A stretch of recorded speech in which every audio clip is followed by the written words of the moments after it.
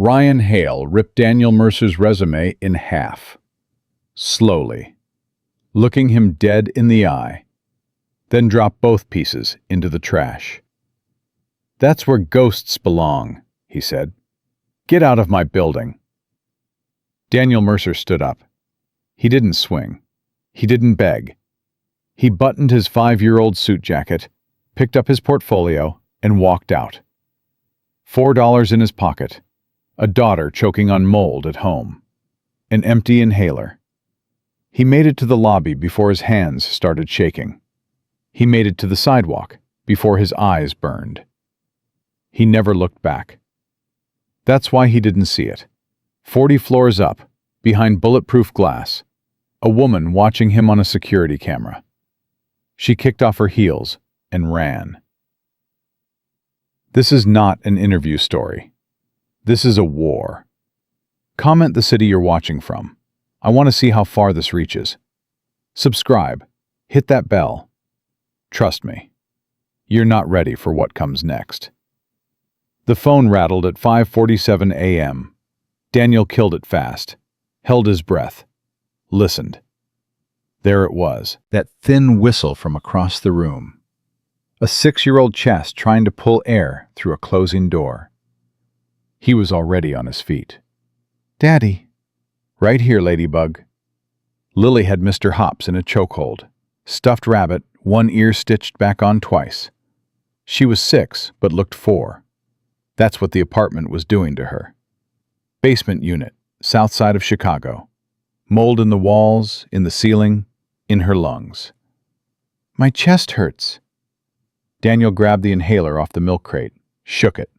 Light, almost empty. His gut dropped through the floor. "Big breath, baby. Biggest candle you ever saw. Blow it out for me." She puffed, inhaled. Her shoulders loosened. She sank back and her eyes closed. He watched her breathe for 10 minutes, counted each one. 3 puffs left. Refill costs $87. You have 4. He stood, walked to the closet, pulled out the suit, charcoal gray, 5 years old. He bought it when he was someone else. Lead architect at Helix Corp. MIT top of class. The name people dropped at industry dinners. Before Claire died on I-90 in a 5-car pileup. Before grief put him in a hole so deep he forgot what daylight looked like. Before he spent 3 years in this basement, keeping a little girl alive while everything he'd built turned to ash. The suit was pressed sharp. He'd spent an hour with a borrowed iron. But the elbows were going thin and the collar was fraying. He put it on, looked in the bathroom mirror. Ashcroft Dynamics. Junior analyst position. You're overqualified by a decade. He straightened the tie. Don't beg, don't break. Get the job. Get the inhaler. Get her out of here. He wrapped Lily in her blanket and carried her upstairs. Mrs. Higgins opened the door before he knocked. 81 years old. Bad hip. Heart of iron. She looked at the suit and patted his face. "My God, look at you." Mrs. H. If she starts wheezing, the inhaler's on the crate. There's maybe 3 puffs. "I raised 4 boys in Cabrini Green, baby. I know what to do. Go." He kissed Lily's forehead. She stirred, but didn't wake. "Be right back, Ladybug. Good news this time. I promise." He didn't know if that was a lie. He said it anyway. Couldn't afford the bus. He walked to the subway. The wind off Lake Michigan cut straight through the dress shirt. He held the leather portfolio against his chest, the last real thing he owned. Inside, his resume, and the Phoenix sketches. 3 a.m. drawings. Grief wouldn't let him sleep, but his hands still needed to move. So he drew. Bridges that looked like wings, towers wrapped in living green. And one design he kept coming back to, night after night. A glass conservatory with an air filtration system that worked the way a leaf breathes. He called it the Lily Conservatory. He drew it for her. For every kid suffocating in a building that was supposed to be home, no one would ever build it. He knew that, but drawing it kept him from drowning. Ashcroft Tower, 8:45 a.m. Glass needle punching the Chicago sky. Daniel pushed through the front doors. The lobby was all marble and silence and money. Receptionist didn't look up. Name? Daniel Mercer, 9 o'clock with Ryan Hale.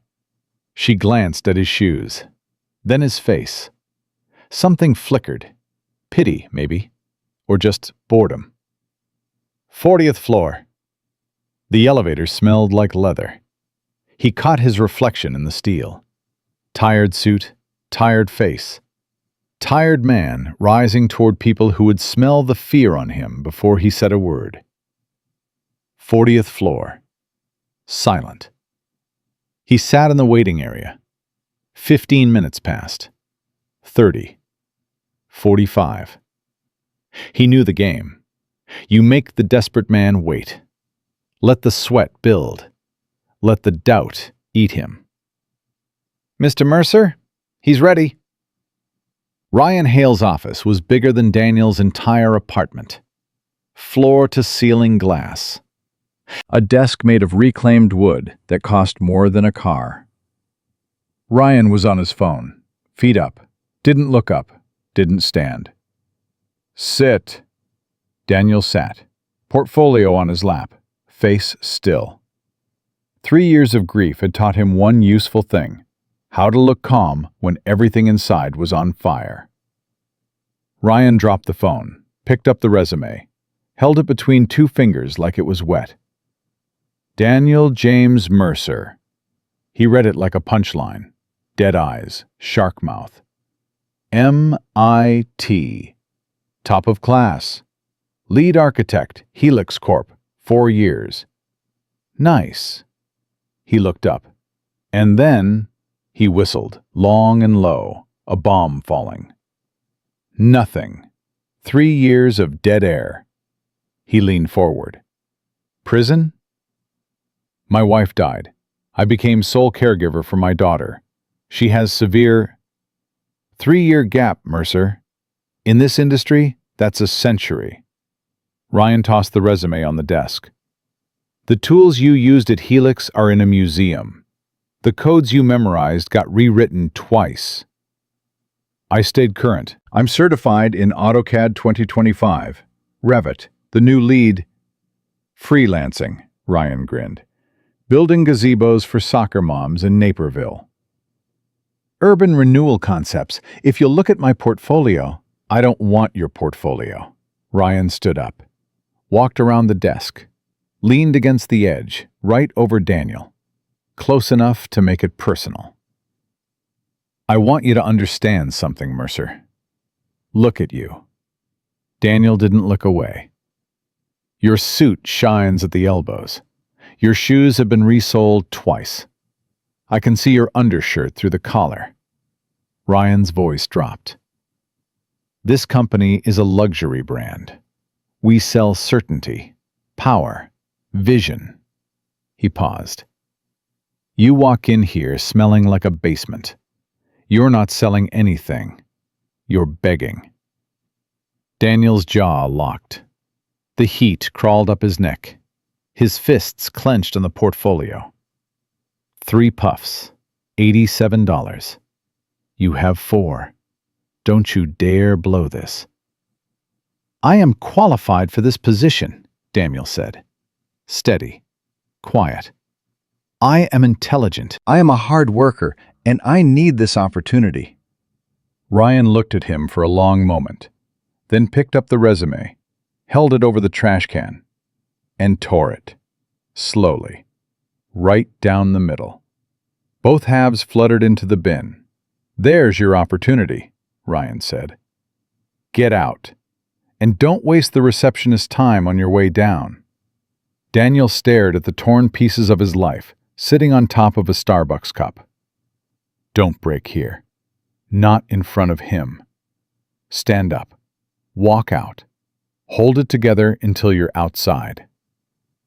He stood, picked up the portfolio, buttoned his jacket, looked Ryan Hale in the eye one last time. You're making a mistake. Ryan had already turned to the window. Only mistake was security letting you up. Daniel pulled the door. The strap of his portfolio, old leather, worn thin, hooked the door handle. The cheap clasp he'd glued back together twice gave up.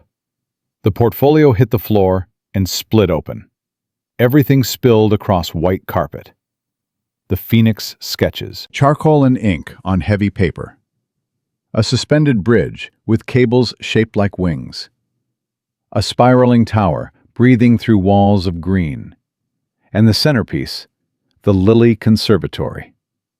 Glass, steel, living filtration chambers modeled on photosynthesis. Beautiful. Impossible. Real as a heartbeat. At the bottom, in Daniel's rough hand, the Lilly Conservatory, air filtration concept. Clean that trash up, Ryan said without turning. Daniel went to his knees. His hand shook so hard he crumpled one of the bridge drawings. He shoved papers back into the broken case, eyes burning, throat closing. He missed one. A single sheet of cream paper slid under the guest chair. He didn't see it. He grabbed the case and walked, head down. Past the assistants who looked away. Past the security desk. Into the elevator. He hit lobby and pressed his back against the wall. The doors closed. He was alone. His reflection stared back from the steel. A man in a shiny suit, holding a broken case full of dreams nobody wanted. You promised Lily good news. You promised Mrs. Higgins a space heater. You promised yourself today was the day. The doors opened. He crossed the marble lobby, pushed through the revolving doors. The rain hit like a slap, hard, cold. The kind of Chicago rain that comes sideways off the lake and doesn't let up. No umbrella. He pulled his jacket over the portfolio, protecting the sketches, not himself, and walked south. Half a block, a bus stop, no shelter. He stood there, hunched over, soaked through in 30 seconds. Rain running down his face, dripping off his jaw. Mixing with something he wouldn't admit was tears. He didn't look up, didn't look back at the glass tower. Why would he? Nobody in that building was thinking about him. He was wrong. 90 seconds after Daniel hit the lobby, the elevator dinged on 40. Victoria Ashcroft stepped onto the floor and the air tightened. 32. White power suit. Dark hair pulled back hard. She'd taken her father's little construction company and turned it into a machine that built cities. People got out of her way, not because she asked, because something in her walk made it clear she wouldn't stop. 2 assistants flanked her, reading the day. Dubai investors at noon, mayor lunch at 1. Ryan says the analyst interviews are wrapped up. Victoria slowed outside Ryan's door. Open a crack. His voice carried. Guy was a total disaster, Dave. Sob story. Dead wife, sick kid, the whole package. I told him... Ryan laughed hard. I told him to go build birdhouses. Victoria pushed the door open. Ryan's feet hit the floor so fast, his knee cracked the desk. Victoria, Miss Ashcroft, I didn't... The candidate. Name. Just some... Daniel Mercer. 3-year gap, waste of time. I handled it. Handled it how? Ryan hesitated 1 second too long. Victoria didn't press. Her eyes were already moving. The scuff near the guest chair. And under it, a single sheet of heavy paper, cream-colored, barely visible. She crossed the room and picked it up. "I can have someone," Ryan started. Victoria was gone. She was holding a charcoal drawing, a building that looked like it grew from the ground. Central spire, cascading glass platforms, living lattice of green wrapped around the structure like veins. And the engineering. The air filtration system was mapped to photosynthesis. Air moving through biochambers the way light moves through a leaf. Title: The Lily Conservatory. Victoria stopped breathing. She'd seen 10,000 architectural drawings in her career. She'd hired the best firms on earth. Nothing. Nothing looked like this. This wasn't engineering. This was a living thing on paper.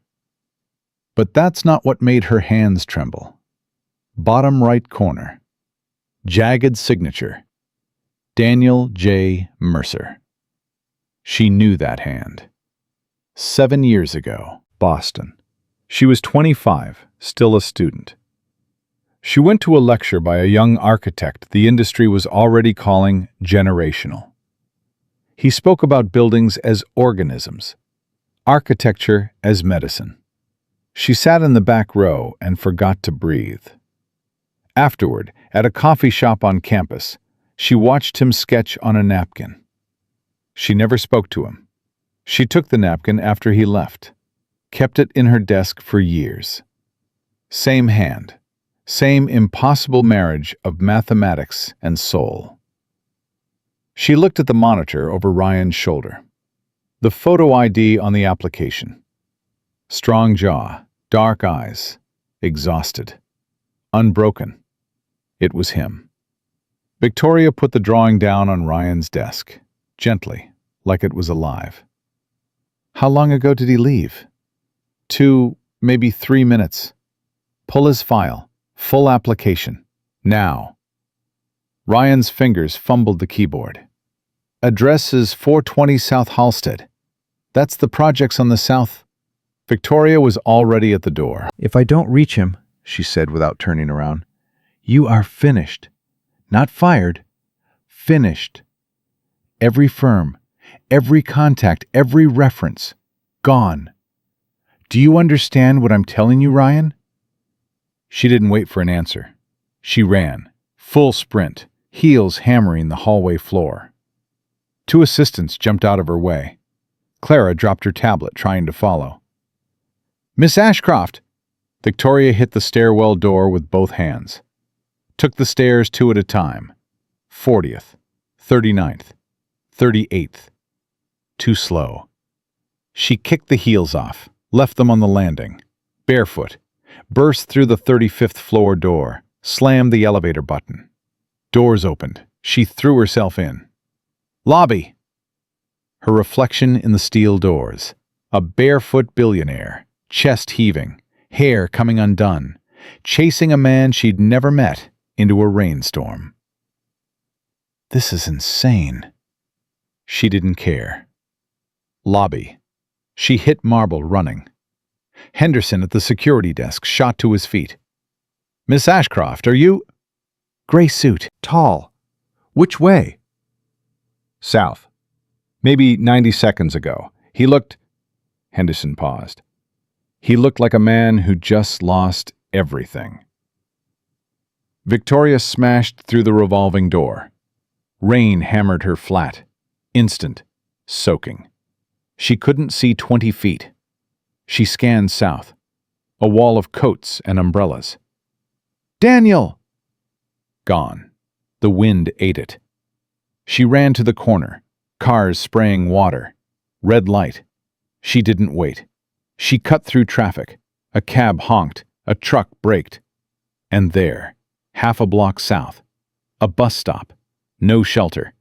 A man standing in the rain, jacket over his head, clutching a broken portfolio to his chest with both arms. Shoulders hunched, shaking. Alone. Victoria ran. "Daniel Mercer!" He turned, wiped rain from his eyes with the back of his hand, squinted through the downpour. A woman, white suit transparent from the rain, barefoot on the concrete, hair destroyed, running toward him like the building was on fire. He knew the face. Everyone in the city knew the face. Victoria Ashcroft stopped 3 feet from him, bent over, hands on her knees, gasping, rain pouring off her chin. She straightened up, looked at his shoes, his hands, his eyes. "You forgot something," she said. Her voice was shaking, and it wasn't from the cold. Daniel blinked. "I have my portfolio." "No." She stepped closer. "You forgot your contract." Silence. Just rain. "Miss Ashcroft." His voice was flat, careful. A man who couldn't afford another humiliation. "Your VP made the situation clear. I'm not what you're looking for." "Ryan Hale is a fool." Her eyes didn't move from his. "He looked at your resume. I looked at your drawing. The Lilly Conservatory. The ventilation system modeled on a leaf. I've never seen anything like it in my life." Daniel's chest tightened. "You saw the sketch."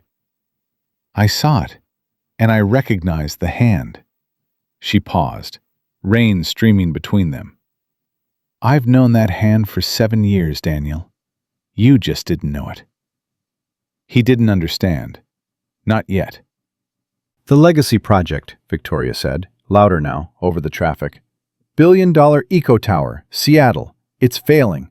The designs are dead. No heart, no soul. The permits are slipping. The investors are circling. I need someone who understands that a building isn't concrete. It's alive." She locked onto him. "I need you." A bus groaned to the curb. Doors hissed open. Dirty water splashed the sidewalk. The driver looked at them through fogged glass. "Getting on?" Daniel looked at the bus. Warm. Cheap. Home to the mold and the empty inhaler, and Lily's whistle breath, and the slow disappearing of everything. He looked at Victoria, barefoot in a puddle, soaked to the skin, offering him something that felt like a trap because nothing this good had ever been real. "I can't offer you the analyst position," she said. His shoulders dropped. There it was. "Because it's an insult." Her voice hardened. "I'm offering lead architect. Legacy project. $200,000 a year. $50,000 signing bonus. Full medical. Starting today. Right now." The bus driver leaned out the window. "Brother, take the deal. I'm begging you." Daniel couldn't feel his hands. 200,000.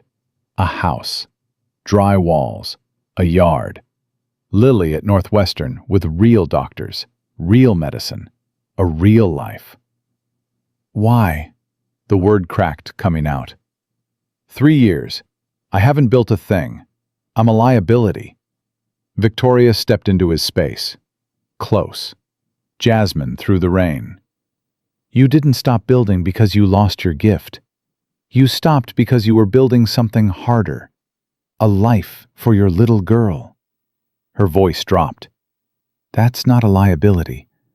That's exactly the kind of man I want building my city." She held out her hand, rain running over her knuckles. "Come with me, please." Daniel looked at her hand, then his own, rough, ink-stained, shaking. He took it. Her grip closed around his fingers, firm, sure, like she'd been waiting to grab hold of something real.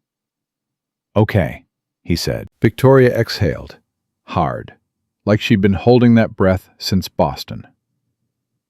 "Okay." A small, real smile broke through the mask. "Let's go." They turned and walked north, toward the tower, through the rain, side by side. Daniel didn't know what was ahead. He didn't know about the board trying to gut Victoria's company. He didn't know about the gala, where she'd ask him to play a role that would crack open everything. He didn't know about the sabotage being built in the dark. He didn't know that right now, right this second, Ryan Hale was sitting in his office with the door locked, phone pressed to his ear, voice shaking with rage. "It's me. I need everything on Daniel Mercer. Court records, medical records, everything. I want to know how his wife really died." A pause. Ryan listened, then smiled. Slow. Ugly. "The daughter's sick? How sick?" Another pause. "Good. That's useful. We can work with that." He hung up, stared out the window at the rain. "Run all you want, Victoria," he whispered. "I'll burn it all down. Him, the kid, and you." 40 floors below, Daniel Mercer walked through the rain beside a woman who had run barefoot through a city to find him. He held his broken portfolio in one hand and her grip in the other. He didn't know what was coming. All he knew, the only thing, was that for the first time in 3 years, the dead feeling in his chest had a crack in it, and something was pushing through. The Bentley smelled like new leather and warm air. Daniel sat in the back seat, dripping rainwater onto seats that probably cost more than his rent. Victoria handed him a towel from a compartment he didn't know cars had. "Sorry about the upholstery," he said. "It's a car, Daniel. It dries." She pressed a button. A privacy partition slid up between them and the driver.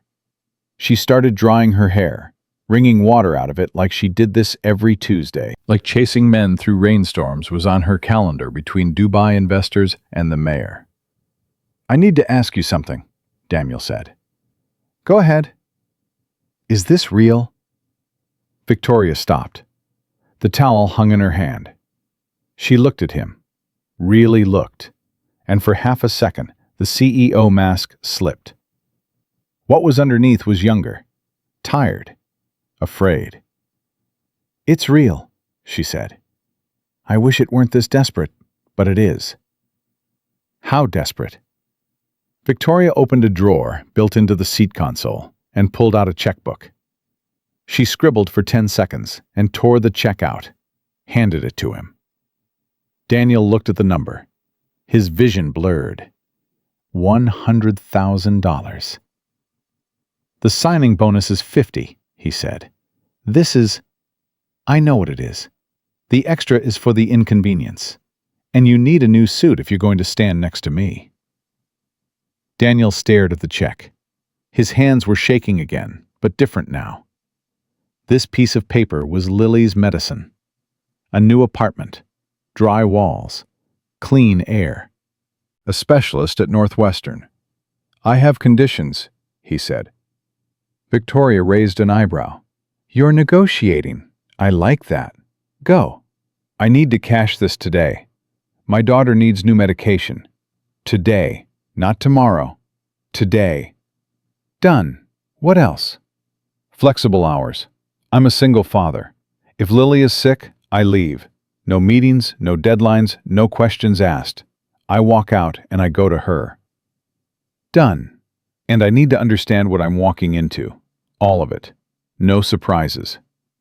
Victoria leaned back against the seat. The rain hammered the roof. She closed her eyes for 3 seconds, and when she opened them, the mask was off. "The board wants me out," she said. 12 members. 7 of them think a 32-year-old woman has no business running a company this size. They think I'm emotional. They think I spend too much on design and not enough on margins.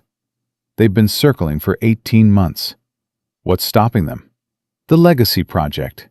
It was supposed to be the crown jewel, billion-dollar eco tower in Seattle.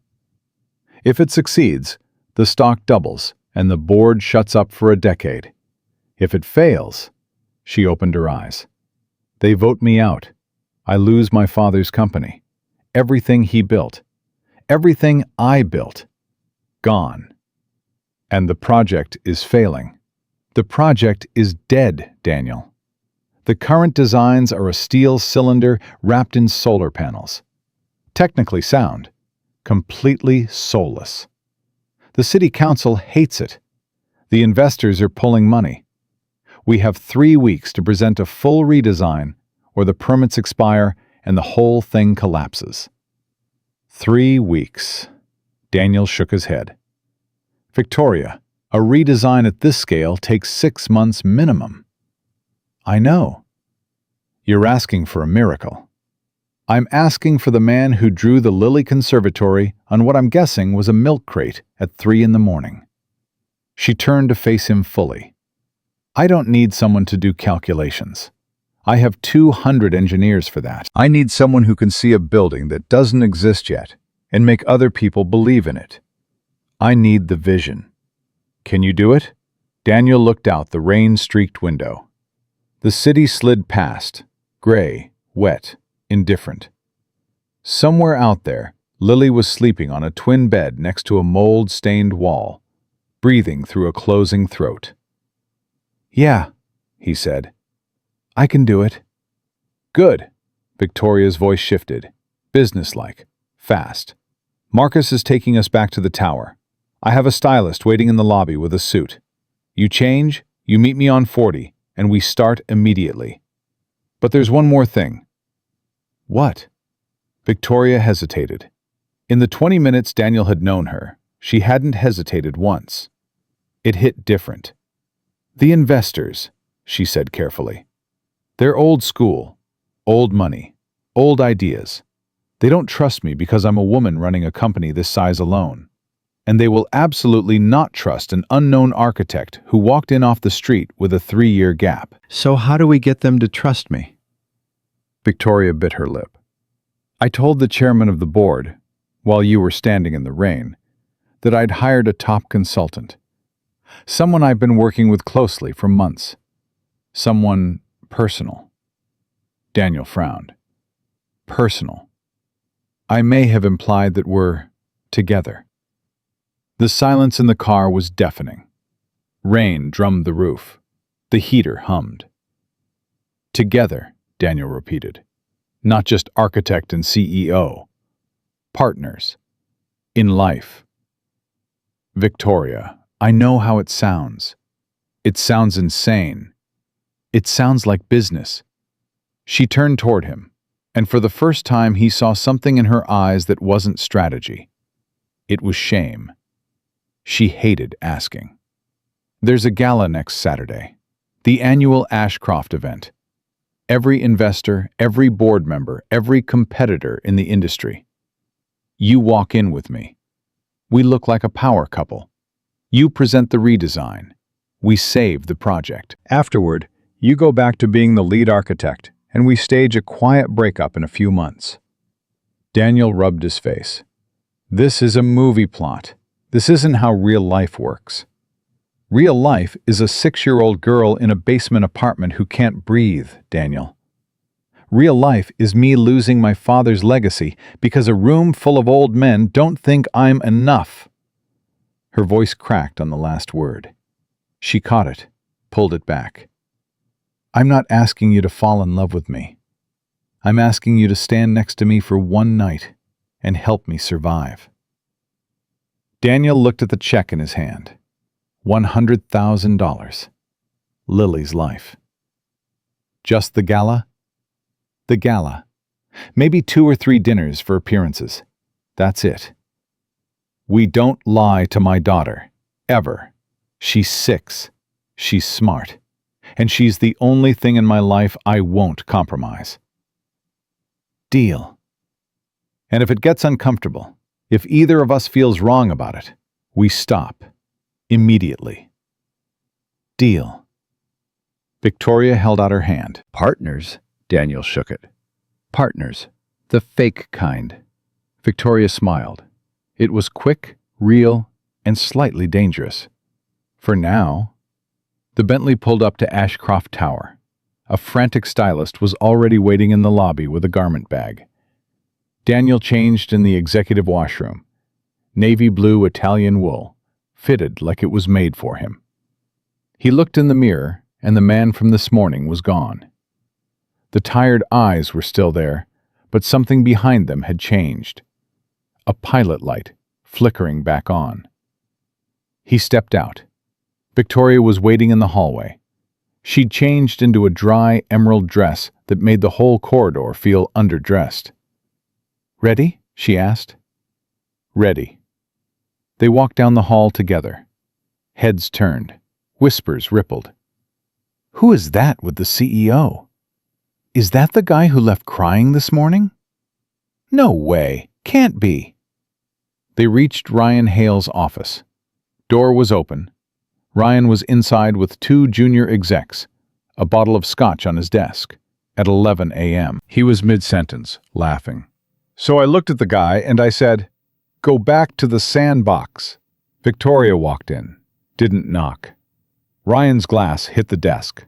Scotch splashed across the wood. He scrambled to his feet. "Victoria, we were just brainstorming. Yes, I can smell it." She didn't blink. "Mr. Mercer, you remember Ryan Hale?" Ryan's eyes locked on Daniel. His mouth opened, closed, opened again. "Is that Mercer? What are you—" "Mr. Mercer," Victoria said, "is the new lead architect of the Legacy Project, effective immediately." The room went silent. The 2 junior execs looked at each other like the floor was about to open. Ryan laughed. Short. Nervous. "Good one, Victoria. You hired the charity case." "I hired the man whose design is going to save your quarterly bonus." Victoria walked toward the desk. Calm. Measured. Every step deliberate. "And since he's the lead architect, he'll need a proper office. On this floor. Close to mine." She looked around Ryan's office. "This one has excellent light." Ryan's face went white.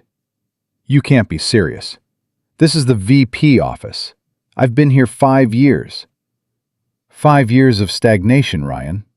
5 years of cutting talent and padding your expense account." Victoria picked up the scotch bottle and set it aside. "Pack your things. You're relocating to the 12th floor." "The 12th floor? That's storage. Old servers and filing cabinets." "It's quiet. Good for reflection." Victoria turned to Daniel. "Mr. Mercer, shall we go review the blueprints?" Daniel looked at Ryan. The man's jaw was clenched so tight the tendons stood out on his neck. His fists were balled of his sides. His eyes were burning with something beyond anger, something patient and poisonous. Daniel remembered that laugh. The way Ryan had read his resume like a joke. The way the torn pieces fluttered into the trash. The word ghost. "After you, Miss Ashcroft," Daniel said. They walked out. Daniel felt Ryan's stare drilling into his back all the way down the hall. He didn't turn around. But he knew, with the certainty of a man who'd been knocked down enough times to recognize the sound of someone loading a gun, that Ryan Hale was not going to the 12th floor quietly. Ryan Hale was going to come back swinging. Victoria's office was glass on 3 sides. The city spread below them, gray, sprawling, soaked in rain. She pressed a button, and the walls frosted, cutting them off from the floor. "That was intense," Daniel said. "That was necessary. Ryan is a shark. You show softness, he takes a limb." "I'm not a shark, Victoria." "No." She looked at him, and her voice shifted, softer, unguarded. "You're a builder, but I'll be the shark for both of us." She pulled a massive roll of blueprints from a drawer and spread them across the desk. "The Legacy Project, current design." Daniel leaned in, studied the lines. Structurally sound. A massive steel cylinder sheathed in solar panels. Efficient. Strong. Dead. "It looks like a battery," he said. "That's exactly what the city council said, before they threatened to pull our permit." "There's no life in this, Victoria. It's an appliance. People don't fall in love with appliances." "So make them fall in love." Daniel stared at the blueprints. His hands hovered over the paper. His mind started doing the thing it used to do. the thing he thought grief had killed. He stopped seeing steel. He started seeing a trunk. Roots reaching into the earth. Branches stretching toward the sky, collecting water, filtering air. A building that inhaled and exhaled. A building that healed the city around it. He grabbed a pencil. His hand moved before his brain caught up. "What if it's not a tower?" he said. "What if it's a tree?" Victoria watched him draw. His whole body changed. The hunched shoulders straightened. The tired eyes focused. The broken man disappeared, and something else took over. She'd seen that transformation once before, 7 years ago, in a Boston coffee shop, watching a stranger sketch on a napkin. "Keep going," she whispered. He did. For 3 hours straight, he didn't stop. Victoria brought coffee. He didn't drink it. She ordered food. He didn't eat. His hand moved across the paper like it was channeling something that had been locked in a cage for 3 years and was now clawing its way out. By midnight, the desk was covered in sketches. A living spire, cascading green terraces, a water recycling system powered by gravity, an air filtration network that would clean the surrounding 10 blocks. Daniel put the pencil down. His hand was cramping. He looked at what he'd drawn and felt something crack open in his chest. A feeling so unfamiliar, it took him a moment to name it. Hope. "This is it," Victoria said. She was standing beside him, close, their shoulders almost touching. "This is what I've been looking for. This is what the board needs to see."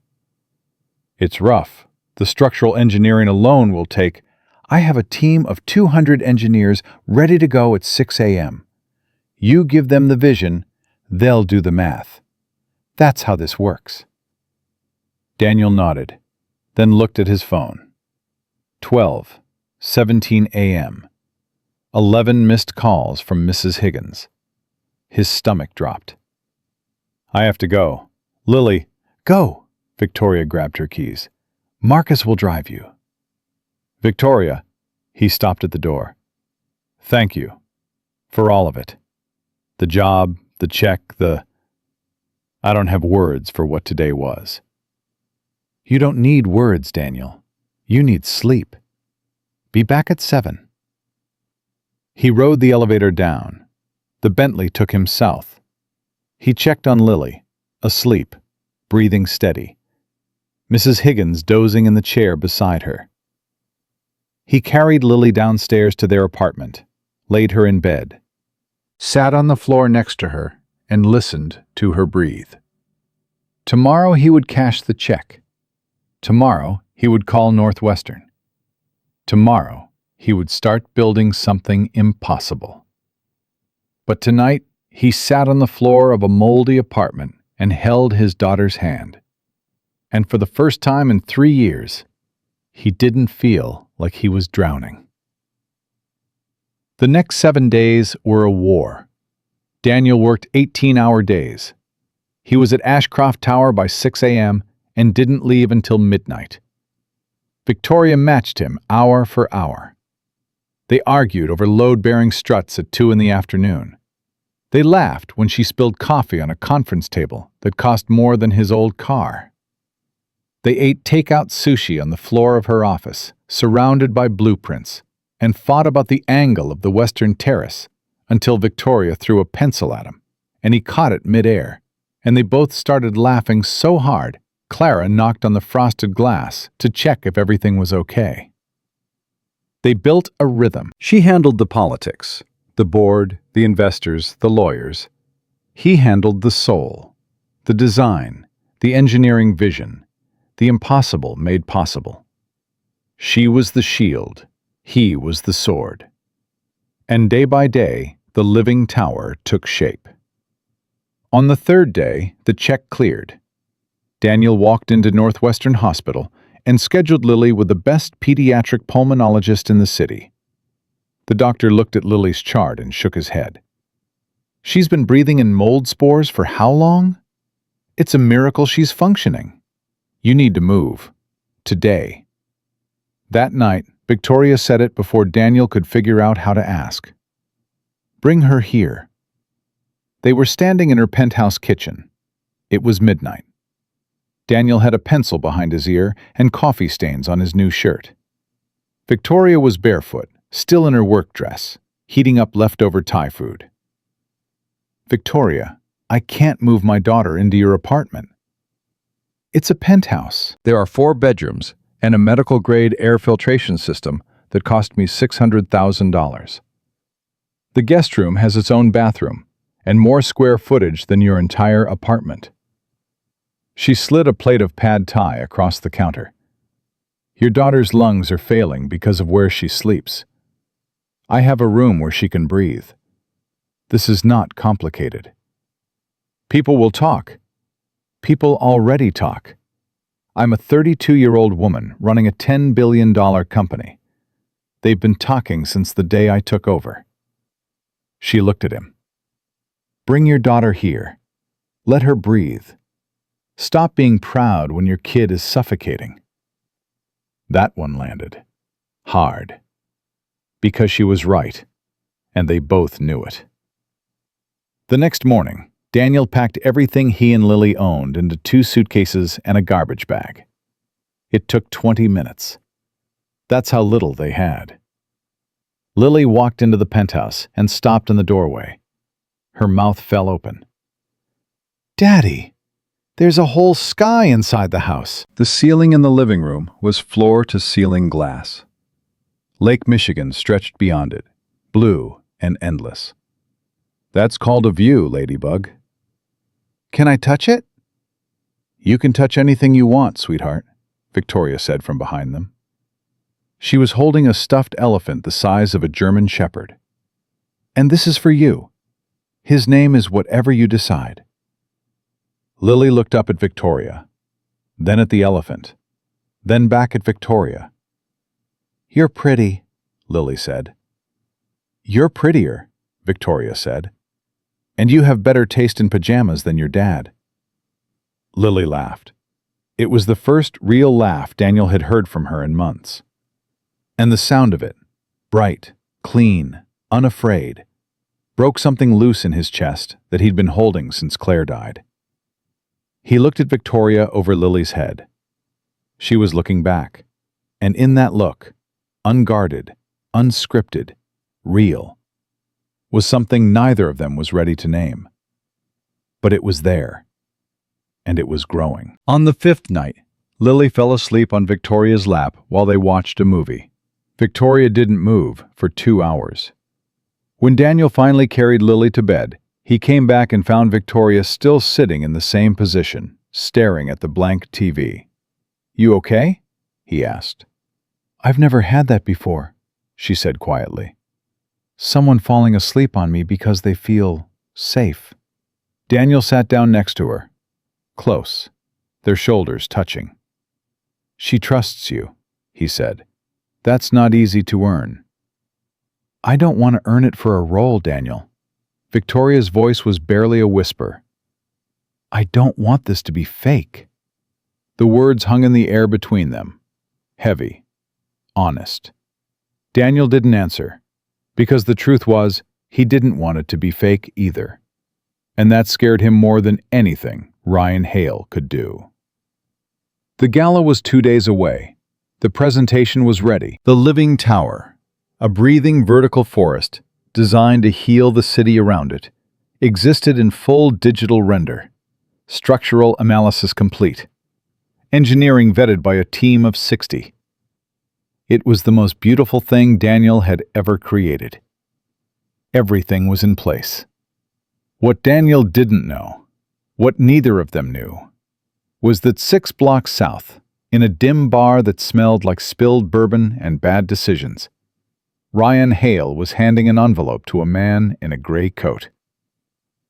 Everything's in there, Ryan said. Police report from the night his wife died. Medical records. Psychiatric hold. All of it. The man opened the envelope. Read. whistled low. The kid, too? Especially the kid. Ryan finished his drink, set the glass down hard. Saturday night, the gala. I want it sent to every phone in that room at the exact moment he's on stage. Every investor, every board member, every camera. That's going to destroy him. Ryan smiled. The kind of smile that doesn't reach the eyes. The kind that belongs in a dark room. That's the point. Saturday came like a freight train.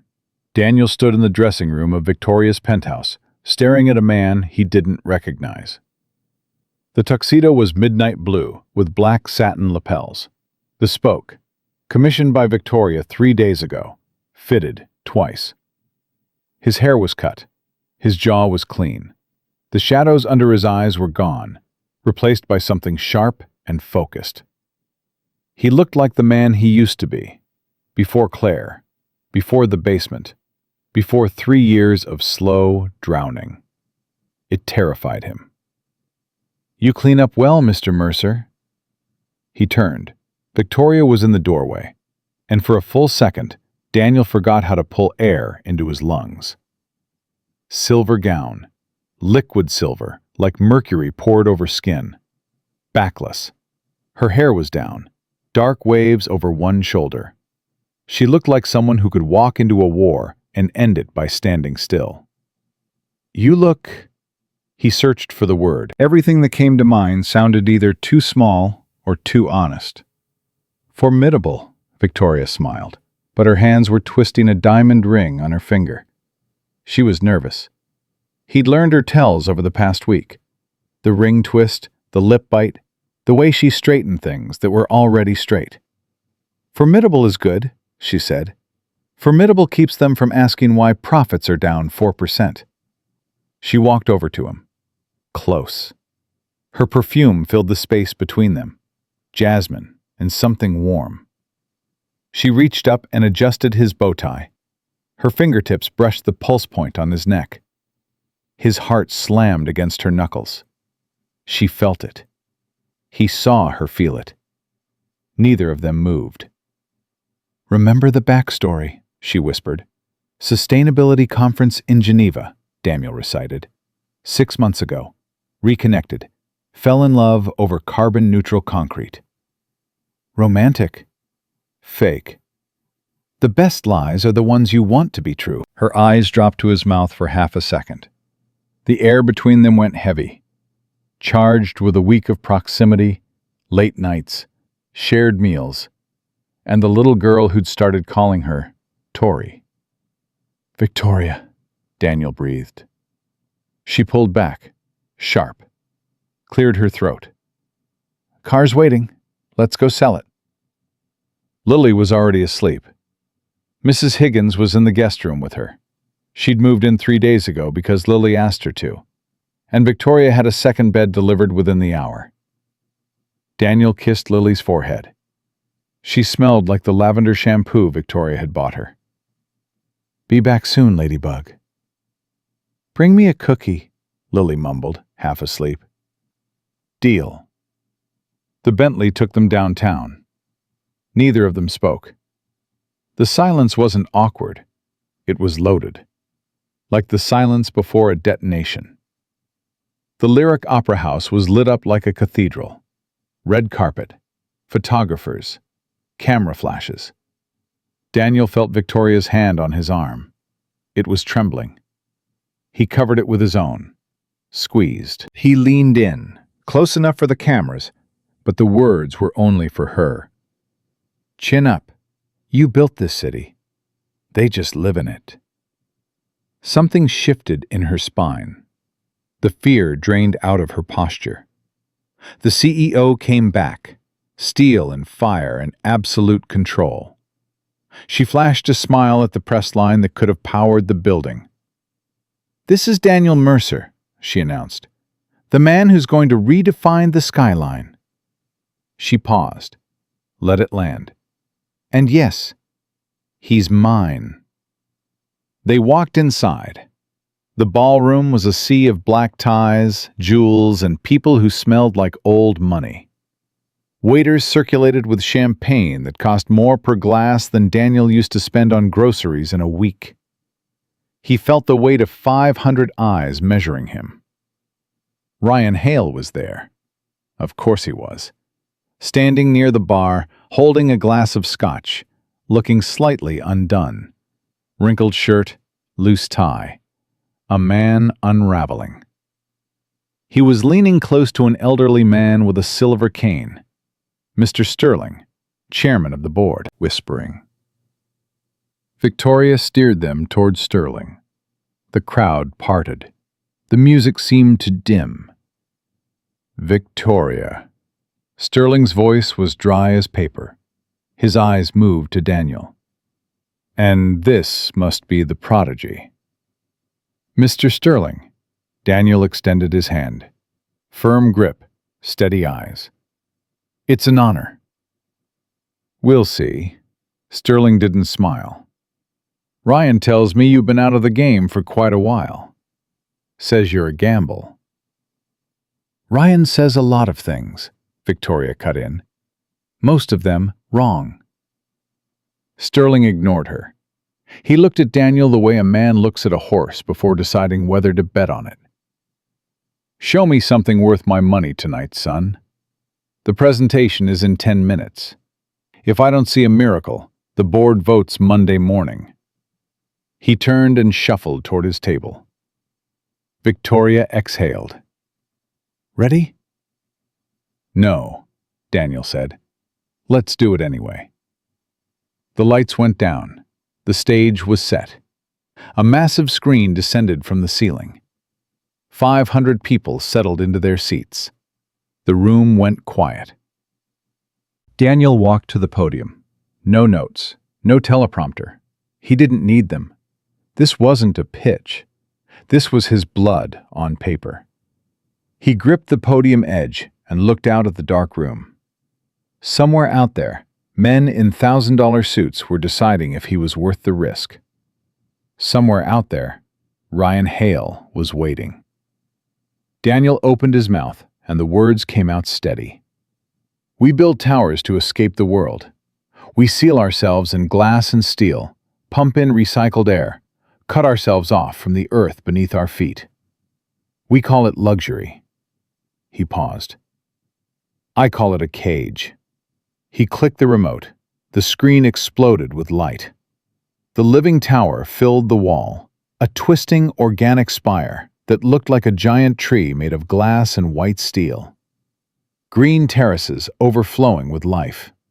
Waterfalls cascading down the sides, driving turbines.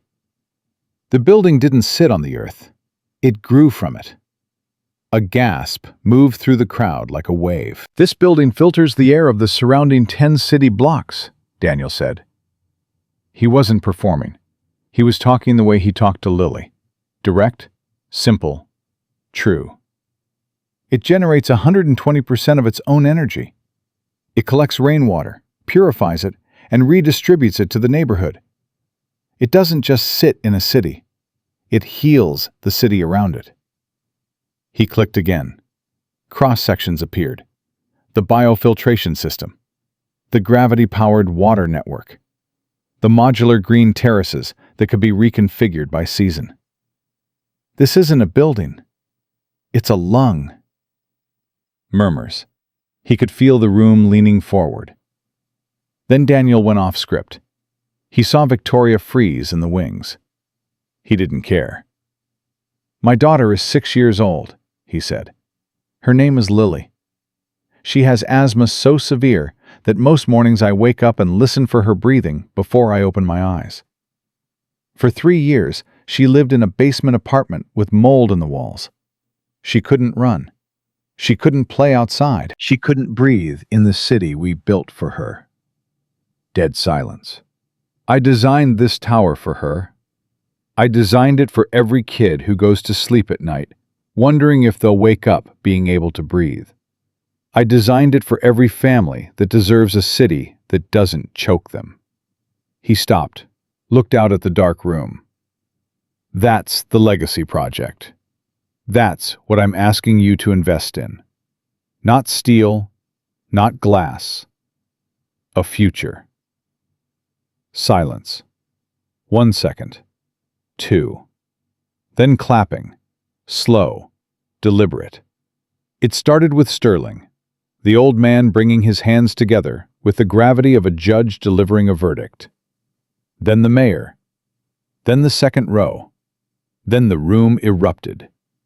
Victoria walked onto the stage. Her eyes were bright. She took Daniel's hand and raised it. The applause was deafening. Daniel looked at her. She looked at him. And in that moment, under the lights, in front of 500 people, neither of them was acting. The look between them was naked and real, and it had nothing to do with the legacy project. They had done it. Then every phone in the room went off at once. A unified buzz, hundreds of pings hitting simultaneously. People looked down at their screens, confusion first, then whispers, then faces turning toward the stage with something Daniel recognized immediately. Pity and fear. Victoria frowned, pulled out her phone. An anonymous email sent to the entire guest list. Subject line: The truth about Daniel Mercer. Daniel watched the color drain from her face. She turned the screen toward him. He read it. His vision tunneled. Attached was a police report from 3 years ago, the night Claire died, and a psychiatric evaluation from 2 weeks later. Patient: Daniel James Mercer. Diagnosis: acute stress reaction, dissociative episodes, risk of harm to self. Recommended: indefinite psychiatric hold. The room shifted. The warm applause turned to cold silence. 500 people staring at their phones, then at the man on stage. Ryan Hale stepped out of the shadows near the bar. He'd been waiting. He walked toward the front of the room, hands in his pockets, voice raised just enough to carry. "Well," Ryan said, shaking his head with a performance of concern, "this is unfortunate." Victoria stepped forward. "Ryan, it seems our visionary architect has a cracked foundation." Ryan addressed the crowd now, turning slowly, playing the room. "Victoria, did you know you hired a man who was institutionalized? For hallucinations?" The murmurs grew louder. Daniel felt the floor tilt under him. "He almost drove off a bridge," Ryan continued. His voice was calm, measured, reasonable. That was the worst part. He sounded like the sane one. 2 weeks after his wife's accident. Grief is a tragedy, absolutely. But would you trust a billion-dollar tower, one your families might work in, might live in, to a man who lost his grip on reality? That is private medical history. Victoria's voice cracked across the room like a whip. She stepped in front of Daniel, between him and the crowd, a shield. "What you've done is illegal, Ryan. It's a violation of..." "It's due diligence," Ryan said, smiling. "Someone had to do it." Sterling stood up from his table, leaned on his cane. The room held its breath. "Is it true, son?" Sterling said. His voice carried the weight of a man who controlled billions. "Were you committed?" Daniel looked at the crowd. He could feel them pulling away. The admiration from 30 seconds ago was gone. In its place, doubt, suspicion, the quiet revulsion people feel when they realize the man they were cheering for might be broken. He looked at Victoria. She wasn't looking at the crowd. She was looking at him. Her eyes were fierce, protective, terrified. She gave the smallest shake of her head. "Don't run." But the room was already spinning. The lights were too bright. Sterling's question echoed in his skull, and suddenly he wasn't in the ballroom anymore. He was on I-90, 3 years ago. Rain on the windshield, the phone call, the screeching tires, the silence afterward that went on forever. Daniel's voice choked. 500 people waited. He couldn't breathe. The same tightness Lily felt every morning, he felt it now, in his chest, in his throat. The walls were closing. He turned and walked off the stage. "Daniel!" Victoria called. He didn't stop. He pushed through the backstage doors, ripped the bow tie off his neck. He needed air. He needed out. He needed to get to Lily, the only real thing left. "Daniel, wait!" The backstage hallway was a blur. He hit the exit door and burst into the alley behind the opera house. The night air slammed into him, hot, humid, smelling of garbage and exhaust. He bent over, hands on his knees, and pulled air into his lungs like a man who'd been held underwater. They know. Everyone knows. The psychiatric hold, the bridge, the night you almost drove into the river because the pain was so loud you couldn't hear anything else. He straightened up, pulled off the tuxedo jacket and threw it into a dumpster, loosened his collar, started walking. He walked 6 blocks before he slowed down. The tuxedo shirt was sticking to his back. His hands were shaking. His phone was buzzing in his pocket. Victoria, over and over. He ignored it. He couldn't face her. He'd humiliated her in front of everyone who mattered. Ryan was right. He was a liability, a cracked foundation. She'd risked everything on a broken man, and he'd just proved the board right. He hailed a cab, fell into the back seat. Southside, fast. His phone buzzed again. He pulled it out to turn it off. It wasn't Victoria. "Mrs. Higgins." Daniel answered. "Mrs. H?" The old woman's voice was shaking, not her usual steady tone. This was something he'd never heard from her. Raw, animal terror. "Ethan. Daniel. Baby. The ambulance is here." His blood stopped moving. "It's Lily. She was sleeping, and then she started coughing. And she turned blue, Daniel. Blue. The inhaler didn't work. The nebulizer didn't work. I called 911. They're taking her now." Daniel was already screaming at the driver. "Change of plan. Mercy General Hospital. Drive like your life depends on it." "Where?" "Mercy General," Mrs. Higgins said, her voice crumbling. "Hurry, she's asking for you. She's scared, baby. She's so scared." Daniel dropped the phone. His hands were fists. His jaw was locked. The city streaked past the window. Lights, rain, people living their normal lives. And all he could see was Lily's face turning blue. You were on a stage, playing dress-up in a tuxedo, pretending to be someone you're not, while your daughter was dying. The cab pulled up to the emergency entrance. Daniel threw cash at the driver and didn't wait for change. He burst through the automatic doors. "Lily Mercer," he shouted at the nurse's station. 6 years old, brought in by ambulance. "Pediatric ICU, room 4, down the—" He was already running. Room 4 was glass-walled. He could see her before he got there. Tiny, surrounded by machines. A tube down her throat. Her chest barely rising. Mr. Hops was tucked beside her.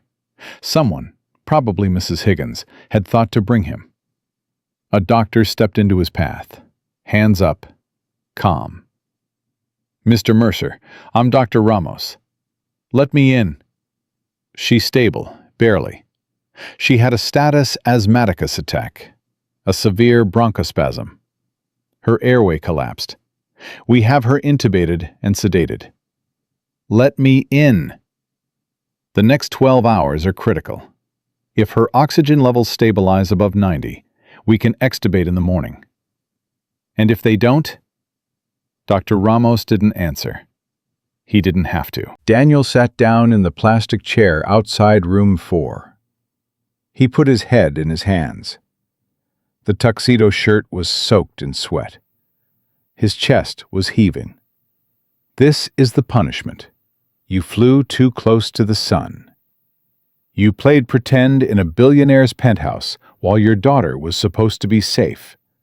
And she wasn't. Because nothing you do keeps her safe. Because you can't even keep yourself together. "I'm sorry, Claire," he whispered. His dead wife's name tasted like ash. "I failed her. I failed you. I failed everyone." Time lost its shape. Nurses came and went. The heart monitor beeped.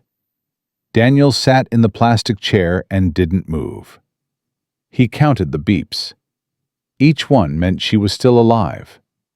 Each gap between them stopped his heart. An hour passed. Maybe 2. He wasn't sure. Then he heard it. Heels. Fast. Sharp. Rhythmic. Coming down the corridor at a pace that didn't belong in a hospital at midnight. He didn't look up. Assumed it was a doctor. "Daniel." He raised his head. Victoria Ashcroft was standing in the fluorescent light of the ICU hallway, still in the silver gown. The hem was stained with street dirt. Her hair was wild, mascara streaked down both cheeks. She'd been crying. She'd been running. In one hand she held a bag of takeout, in the other, a giant stuffed bear that was bigger than Lily. "What are you doing here?" Daniel's voice was hollow, empty. "The gala. The board. Sterling, screw the gala." Victoria dropped everything on the floor and sat down next to him. She grabbed his hand. Her grip was crushing. "I tracked your phone." "Victoria, I destroyed everything. Simon, Ryan, the email. I embarrassed you in front of—" "Ryan Hale is a cockroach. I fired him. Publicly. From the stage. Into a microphone." Daniel stared at her. "I told the board, if they want the living tower, they take the architect. If they don't want the architect, I walk. And I take the patents, the designs, and every asset my father left me." She squeezed his hand harder. "They took the architect. You risked your company. For me. I risked it for us." She looked through the glass at Lily. The fierceness drained from her face. Her eyes filled. "Is that her?" "Yeah, that's Lily." "She's beautiful." Victoria's voice broke. "She looks like you." They don't know if—" Daniel couldn't finish. His throat closed. "She's not dying." Victoria's voice shook, but her jaw was set. "I have Dr. Marcus Evans on his way, head of pulmonology at Northwestern. He's a friend, best in the country. He'll be here in 15 minutes. Daniel looked at her. This woman, still in a gown that cost more than his old apartment, sitting on a dirty plastic chair in a public hospital hallway, holding his hand like she'd physically hold him in the world if he tried to fall out of it. "You did that?" he whispered. "I told you." She held his gaze. "I'm the shark. I protect my own." Daniel broke. The wall he'd built, 3 years of concrete and rebar and silence, shattered. He leaned into her shoulder and wept. Not quiet tears, not dignified grief. Ugly, racking sobs that shook his whole body. Every night, alone in the basement. Every morning, checking if Lily was still breathing. Every hour of the last 3 years that he'd held together by sheer will, it all came out. Victoria wrapped her arms around him, pulled him in, held tight. The silver sequins on her dress scratched his cheek, and he didn't care. She rocked him gently, the way you rock a child, the way no one had rocked him since Claire. "I've got you," she murmured into his hair. "I've got both of you. I'm not going anywhere." They sat like that for a long time. A billionaire in a ruined gown and a broken architect in a sweat-soaked tuxedo shirt, holding each other in a sterile hallway, while machines beeped on the other side of the glass. Then the elevator opened. A man in a dark suit strode toward them, flanked by two doctors. Victoria stood up first. "Dr. Evans, thank you." "Victoria," the doctor nodded. He was already looking through the glass at Lily's monitors. "Let me see what we're dealing with." He went in. The next hour was the longest of Daniel's life. He paced. He sat. He paced again. Victoria made phone calls, her voice low, commanding, fierce. She ordered fresh clothes, coffee, phone chargers. She arranged a private room for Lily for when she stabilized. She didn't leave Daniel's side, not once. Dr. Evans came out. He pulled down his mask. Daniel stopped breathing. "She's fighting," Evans said. "We adjusted the medication protocol. The bronchial swelling is coming down. Oxygen is up to 92%. If it holds, I'm going to extubate her in the morning." He put a hand on Daniel's shoulder. "She's tough. She's going to make it." Daniel hit the wall. Not with his fist, with his back. He slid down it until he was sitting on the floor. He closed his eyes. Thank God. However, Evans crouched down to his level. She cannot go back to any environment with mold, dampness, or poor air quality. Her bronchial tissue is hypersensitive. One more severe episode in those conditions could be fatal. Do you understand what I'm telling you? "She won't," Victoria said. She was still standing, arms crossed, jaw set. "She's living with me. My penthouse has a HEPA filtration system rated for surgical environments. She's not going back." Daniel looked up at her from the floor, exhausted, broken open, grateful in a way that went beyond words. "Victoria, you don't have to." "Shut up, Mercer." She was crying, smiling, both at the same time. "You're not arguing with me on this. Not tonight. Not ever." Daniel leaned his head back against the wall. He looked through the glass at Lily. Her chest was rising and falling. Steady. Rhythmic. The oxygen number on the monitor read 92 and climbing. He closed his eyes, and on the other side of the city, in a bar that had stopped serving 20 minutes ago, Ryan Hale sat alone. The bartender was wiping down tables around him. The TV above the bar was tuned to the local news. Breaking tonight. Ashcroft Dynamics stock surges after a viral presentation at the company's annual gala. Architect Daniel Mercer's emotional speech about his daughter and the revolutionary living tower design has become the most shared video in the city tonight. The hashtag #TheLivingTower is trending nationally. Ryan stared at the screen. His glass was empty. His tie was on the floor. The public didn't care about the psychiatric records.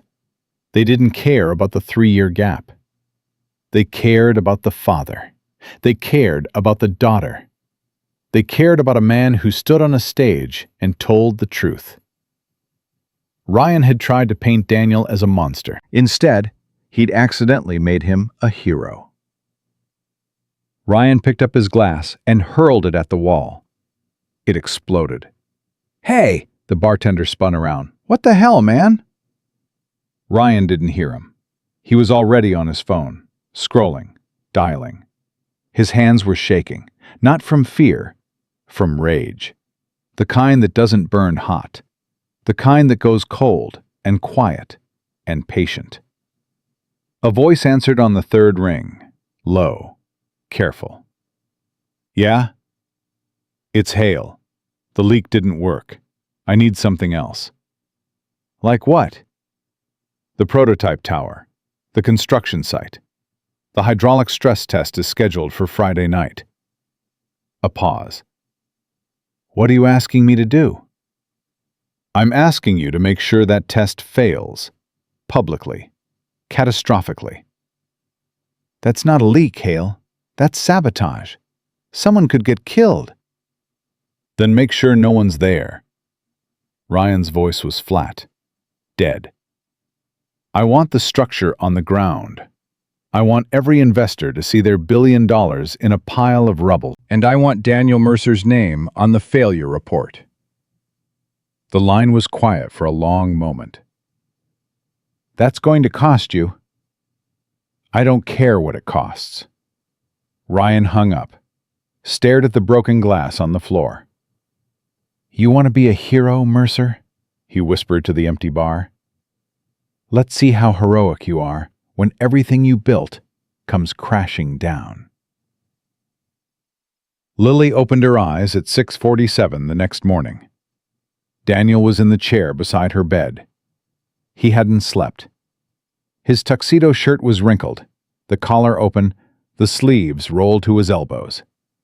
He was holding her hand, had been holding it for 7 hours straight.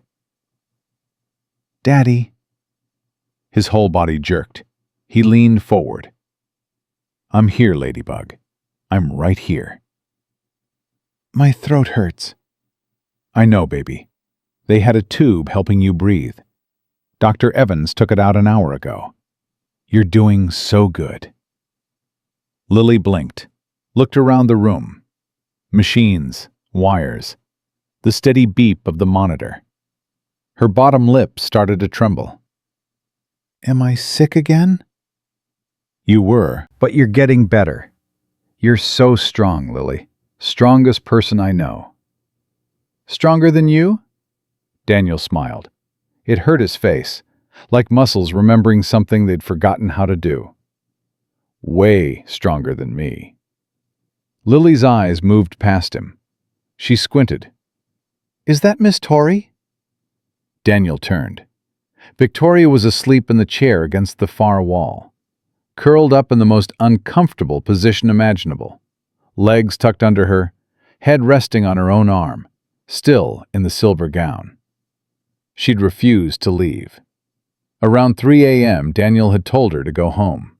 She'd said, "Make me," and closed her eyes. She hadn't moved since. Yeah, Daniel said softly.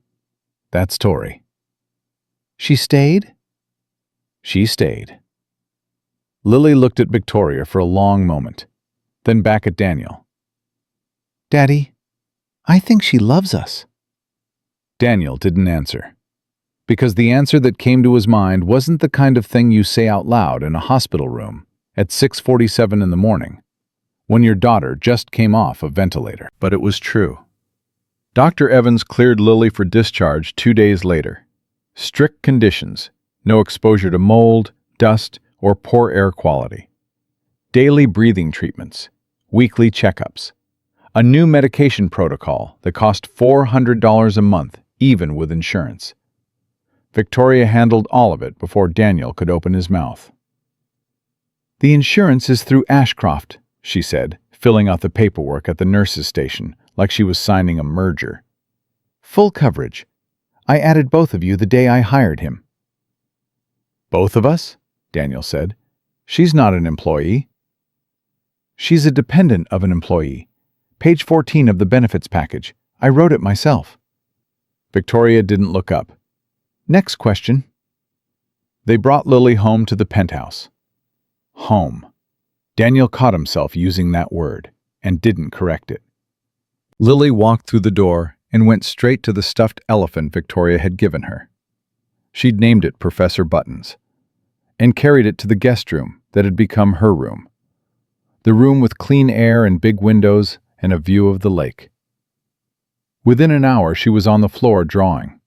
Not lying in bed, not wheezing, drawing. Daniel stood in the hallway and watched her through the open door. His throat was tight. Victoria came up behind him. She didn't say anything. She just stood beside him, close enough that their arms touched, and watched Lily draw. She's using colored pencils, Daniel said. She hasn't touched colored pencils in a year. She didn't have the breath for it. Sounds stupid, but drawing takes... You have to be able to hold steady, to control your breathing. She couldn't. It doesn't sound stupid. She's drawing a building. Victoria leaned forward and looked. Lily had drawn a tall green tower with flowers coming out of the windows and a big sun on top. Underneath, in crooked 6-year-old handwriting, it said, "Daddy's building." Victoria put her hand over her mouth. She turned away fast. Daniel heard her take a sharp breath. "You okay?" he asked. "I'm fine." Her voice was thick. She wiped her eyes. "Allergies." "You don't have allergies." "I do now." She cleared her throat, straightened her shoulders. "I have calls. The board meeting is in 3 days. Sterling wants a full progress report on the construction timeline." "Victoria..." She stopped. "Thank you." He said it simply. No grand words, no speeches. Just the 2 syllables that carried the full weight of everything she'd done. The job, the money, the doctors, the air in this apartment that let his daughter draw again. Victoria looked at him. For 1 second, the mask dropped completely. She wasn't the CEO. She wasn't the shark. She was a 32-year-old woman standing in a hallway, looking at a man she was falling for, and terrified of what that meant. "You're welcome," she said. Then, softer, almost to herself, "You're so welcome." She turned and walked to her office. Daniel heard her close the door. He stood there for another minute, watching Lily draw, feeling something bloom in his chest that he thought had been dead and buried with Claire. The next 2 weeks were the hardest work of Daniel's life. The living tower was no longer a drawing. It was becoming real. Construction had begun on the prototype structure at the Ashcroft site on the west side, a 60-foot steel skeleton that would serve as the proof of concept for the full Seattle build. Daniel was on site every morning by 5. He walked the steel. He checked the welds. He argued with the structural engineers about load distribution until they threatened to quit, and then he bought them coffee and argued some more. Victoria worked the other front, the boardroom, the investors, the politics. Every night she came home wired and exhausted, and every night they'd end up at the kitchen counter going over numbers and blueprints while Lily did homework on the living room floor. "Sterling is coming around," Victoria said one night, flipping through a financial report. "The viral video helped. The stock is up 19% since the gala. But he's old school. He wants the prototype stress test to go perfectly. If those hydraulic tests pass on Friday night, he signs off on the full Seattle build. $2 billion. "The tests will pass," Daniel said. "The engineering is sound. I've checked every calculation twice." "Check them 3 times. "I have." She looked at him over the report. "How's the site security?" "Standard. Night guard, cameras, perimeter fence. Why?" "Ryan Hale is still out there." Daniel set down his pencil. "He got fired, Victoria. Publicly. On stage. In front of every important person in the industry. He's done." Men like Ryan are never done. They're like cockroaches. They just find a darker corner. She put the report down. "I want to increase security at the site. Cameras, guards, the works." "That's expensive." "Being sabotaged is more expensive." Daniel nodded slowly. She was right. He knew she was right. But the past 2 weeks had been so good. Lily was breathing, the project was on track, and every night when he looked across the kitchen counter at Victoria, the space between them got smaller and warmer and harder to ignore. He didn't want to think about Ryan Hale. He wanted to think about the woman sitting across from him. "I'll call the site manager in the morning," he said. "Double security through Friday." "Thank you." "Victoria." "Hmm?" "When this is over, The prototype, the board vote, all of it. I want to take you to dinner. A real dinner, not takeout on the floor of your office at midnight. She went still. The financial report hung in her hand. Daniel Mercer, are you asking me on a date? I am asking you on a date, yes. We're supposed to be pretending to date. I'm done pretending. The words landed between them like a stone in still water. Victoria stared at him. He watched her cycle through something. Surprise, fear, desire, and finally something that looked a lot like relief. Saturday night, she said, after the board vote. If we survive. When we survive. She smiled. The real one. The one he only saw when Lily made her laugh, or when she forgot she was supposed to be in charge. Saturday night. It's a date. It's a date. She picked up the report and held it in front of her face. He could see her smile behind it. That night, after Lily was asleep, Daniel stood on the balcony. The city glittered below. He thought about Claire. He always thought about Claire. But for the first time, thinking about her didn't feel like drowning. It felt like looking at a photograph of a beautiful place he'd lived once, full of love, full of loss, but behind him now. Not forgotten, just part of the road. I think I'm falling in love, he said to the skyline. He wasn't sure if he was telling Claire or himself or God or nobody. I think it's okay. I think you'd like her. The wind off the lake was cold. He went inside. Friday came fast. The hydraulic stress test was scheduled for 10 p.m. A skeleton crew would be on site. 3 engineers, 2 technicians, and Daniel. The test was straightforward. The hydraulic jacks supporting the main load-bearing columns would be pressurized to 150% capacity. If the structure held, the engineering was proven. If it didn't, $2 billion of investor confidence would collapse with it. Daniel arrived at the site at 8 p.m. He walked the perimeter, checked the hydraulics, ran the numbers one more time on his tablet. Everything was solid. The security Victoria had ordered was in place. 2 guards at the gate, cameras on every corner.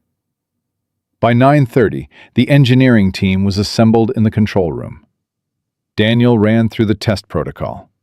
Everyone knew their stations. The air was tight with focus. Pressurize at 10 p.m. sharp, Daniel said. Gradual increase, 25% intervals. Full pressure by 10:20. We hold for 30 minutes. Any deviation, any vibration outside the parameters, we abort immediately. Clear? Clear. Daniel stepped outside the control room. He called Victoria. We're ready, he said. How does it look? Solid. The math is the math. It'll hold. Call me the second it's done. I will. A pause. He could hear her breathing. Be careful, Daniel. It's a stress test, Victoria, not a war zone. Just be careful. I will. Go to sleep. Not a chance. He heard her smile through the phone. I'll be up. He hung up, looked at the steel skeleton rising against the night sky. 60 feet of his design made real. He'd drawn it on paper in a billionaire's office with a hand that hadn't built anything in 3 years. And now it was standing. Let's see what you're made of, he whispered. At 9:48, 12 minutes before the test, the security guard at the south gate radioed in. Mr. Mercer, we've got a perimeter alert on the south fence. Camera 6. Probably a raccoon. I'm going to check. Copy. Keep me posted. Daniel didn't think much of it. Construction sites attracted animals, homeless people, teenagers. The south fence was closest to the rail yard. It tripped sensors all the time.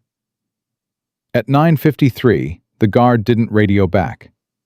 Daniel keyed the radio. Southgate, status? Static.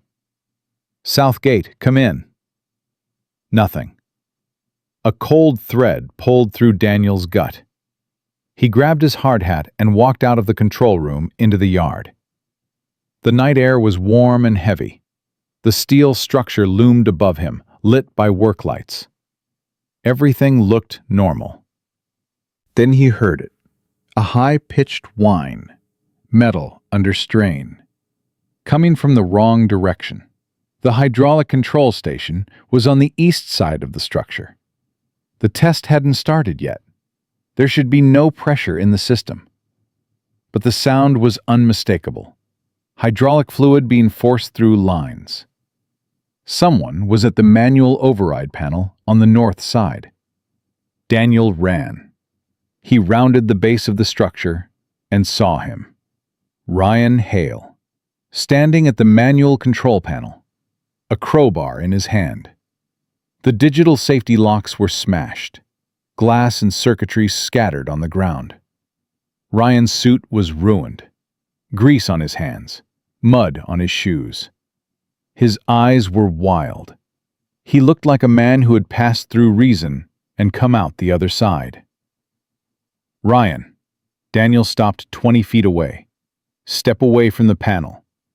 Ryan turned. He was smiling. The wrong kind of smile. Mercer, you're early. I was hoping to be gone before the show started. What did you do? I opened the pressure lines. All of them. Full capacity. Ryan tapped the crowbar against his palm. In about 4 minutes, the hydraulic jacks under columns A through D are going to lose pressure simultaneously. You know what happens then. Daniel knew. The entire 60-foot structure would collapse inward. Tons of steel crashing down onto the site, the access road, the neighboring buildings. There are people here, Ryan. My engineers are in the control room. Then I suggest you get them out. Ryan stepped back from the panel. This isn't about them. This is about you. Your tower. Your pretty little comeback story. I'm going to put it on the ground, and I'm going to put your name on the failure. And then Victoria will see what she threw away for a charity case in a cheap suit. You'll go to prison. Maybe. But your building will be rubble. And that's enough. Daniel looked at the pressure gauge on the panel. It was climbing. Already in the yellow zone. 90 seconds, maybe less, before it hit red. Once it passed the red line, the emergency release valves would blow, the jacks would lose pressure, and the structure would come down. Move, Daniel said. Make me. Daniel moved. Not toward Ryan, toward the panel. He needed to close the manual override valve and reroute pressure back to the reservoir. 30 seconds of work if the valve wasn't jammed. Ryan swung the crowbar. Daniel ducked. The iron bar whistled over his head close enough to feel the wind. He dove forward, low, and tackled Ryan at the waist. They hit the mud together. Ryan was thrashing, clawing, swinging the crowbar in short, vicious arcs. Daniel caught one on the shoulder. A bolt of pain shot down his arm. But he got his hand on the crowbar shaft and wrenched it sideways. Ryan's grip broke. The crowbar spun into the dark. Daniel threw a right hand. It connected with Ryan's jaw. Solid. He felt the impact up to his elbow. Ryan's head snapped sideways and he went flat. Daniel didn't wait. He scrambled up and lunged for the panel. The pressure gauge was in the red. The steel above him was groaning. A deep, sick sound, like a building in pain. The manual valve wheel. He grabbed it with both hands and pulled. Jammed. Ryan had hammered it with a crowbar. The threads were bent. The groan got louder. The work lights on the structure flickered as the steel shifted. Daniel braced his feet in the mud. He thought about Lily drawing a green tower with flowers in the windows. He thought about Victoria saying, "Be careful," on the phone. He thought about Claire, and the 3 years of silence, and the $4 in his pocket on the morning everything changed. He pulled. His shoulders screamed. His hands were slipping. He roared, not words, just sound, raw and furious, everything from the last 3 years compressed into his grip. The valve moved. A quarter turn, then a half. Then it broke free. The hiss of hydraulic pressure dropping filled the air. The gauge needle swung from red to yellow. The groaning stopped. The steel settled. The structure held. Daniel collapsed against the panel. His shoulder was on fire.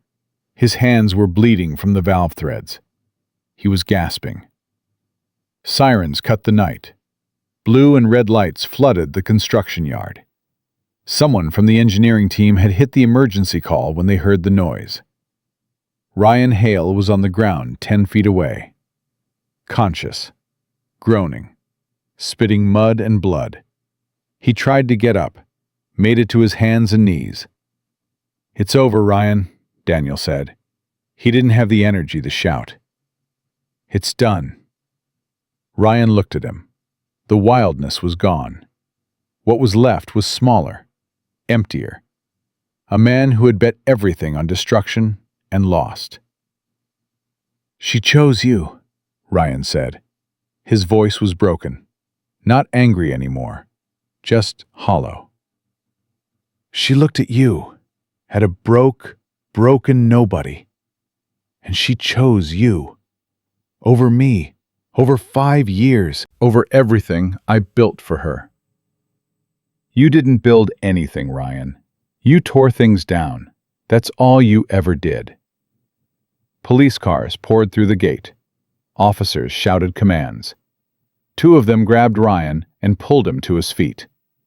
He didn't resist. He went limp, like a puppet with cut strings. They put him in handcuffs and walked him to the car. Daniel watched them take him away. He felt nothing.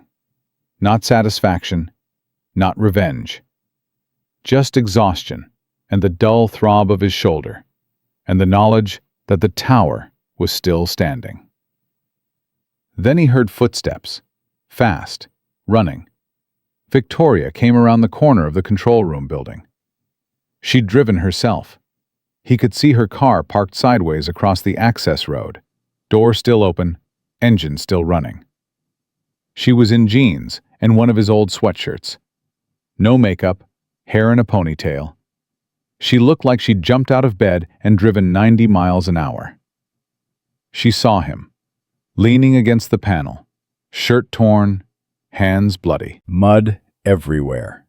She ran. She grabbed his face with both hands and kissed him. Hard. Full. Not careful. Not calculated. Not for cameras or investors or the board. She kissed him like she'd been holding it in since the day she ran barefoot through the rain and found him at a bus stop with nothing. He kissed her back.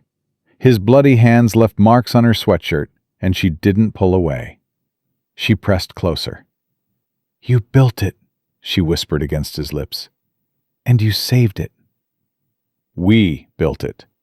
"Don't argue with me right now, Mercer. I just drove here in 12 minutes from the Gold Coast. I ran 4 red lights. I will argue with you tomorrow." He laughed. It hurt his shoulder. He didn't care. "Is it standing?" she asked, pulling back just enough to look up at the structure. "It's standing." "And Ryan?" In the back of a police car.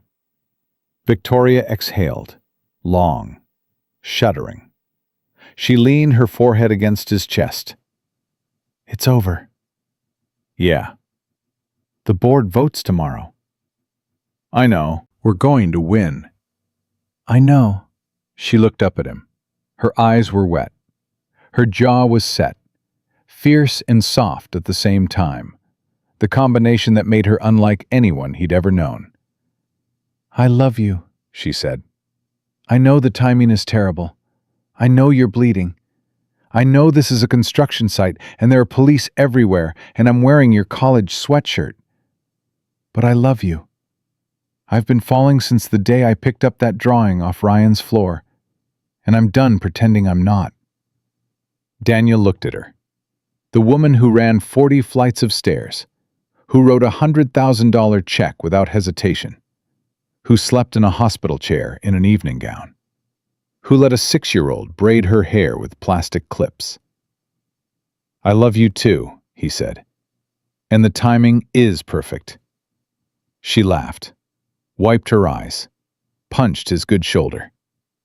"Come on, let's go home. Your daughter is going to want to know why you're covered in mud."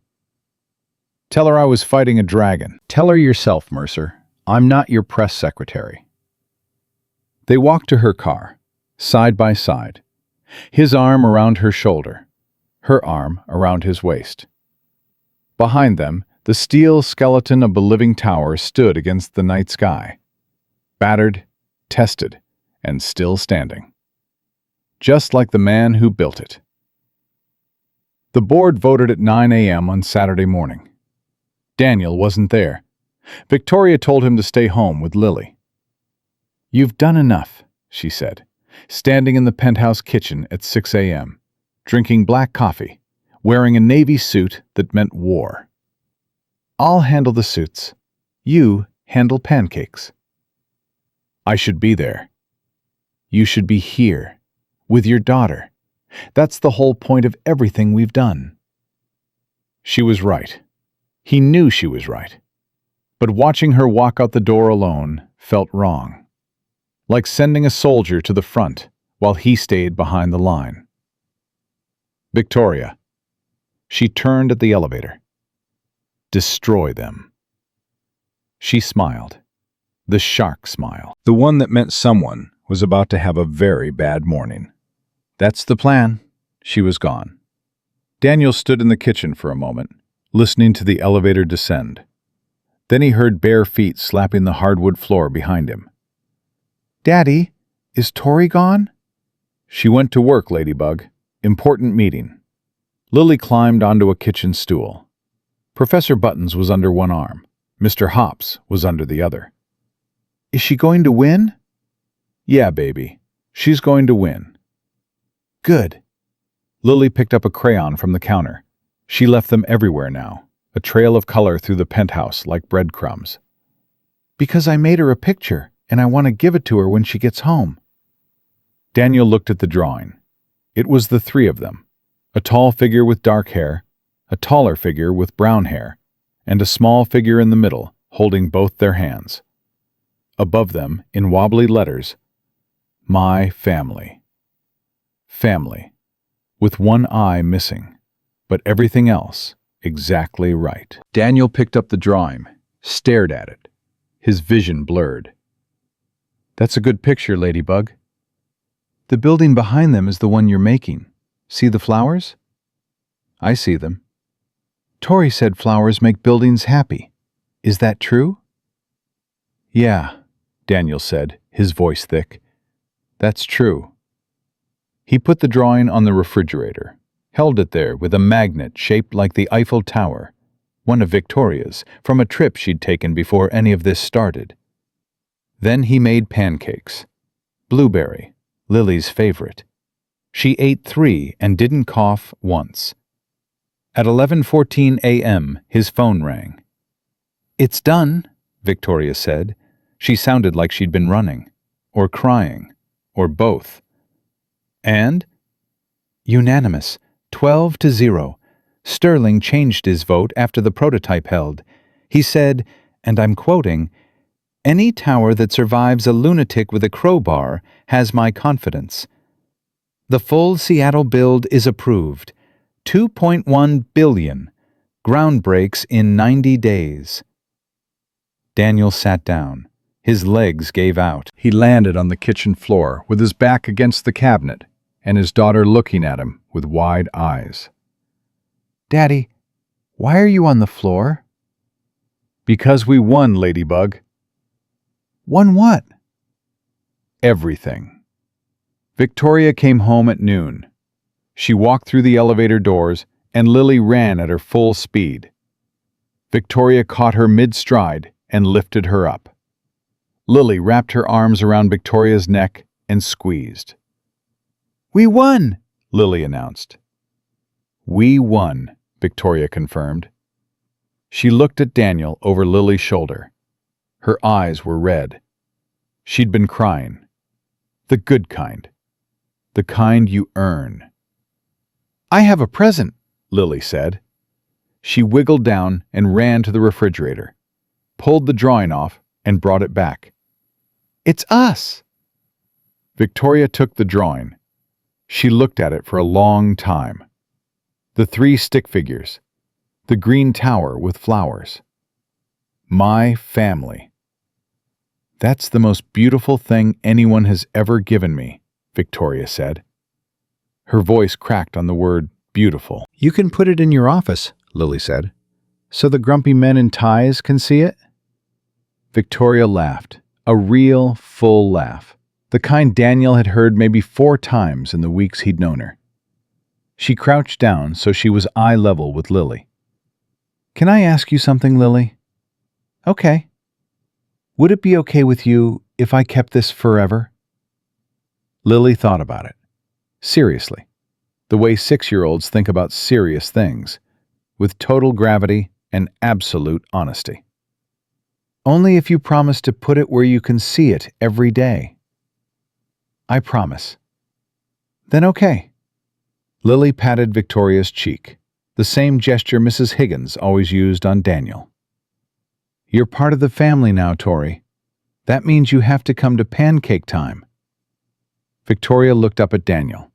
He was leaning against the counter, arms crossed, watching the 2 people he loved most in the world negotiate the terms of forever. "Pancake time is non-negotiable," he said. "Pancake time it is," Victoria said. That afternoon, Daniel called Mrs. Higgins. "We won, Mrs. H." "I know, baby. I saw it on the news. Your face is on Channel 7. You look handsome." "I look tired." "Tired and handsome. Your mama would have been so proud." She paused. "You're Claire, too."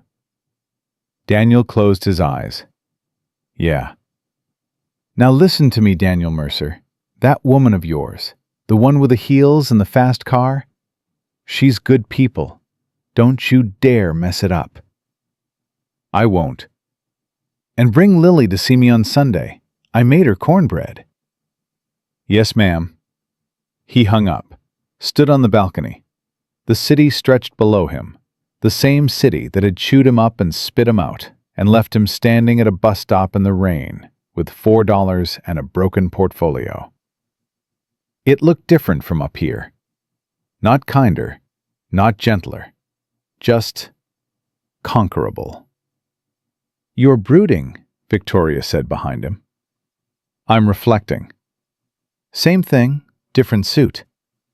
She stepped beside him, handed him a glass of wine. "I have to tell you something." "Good or bad?" "Good. Terrifying, but good." "Go ahead." "The board approved a new position this morning, Chief Design Officer. Reports directly to me. Salary is $400,000 with equity options. Full creative control over the Living Tower project and all future Ashcroft architectural ventures."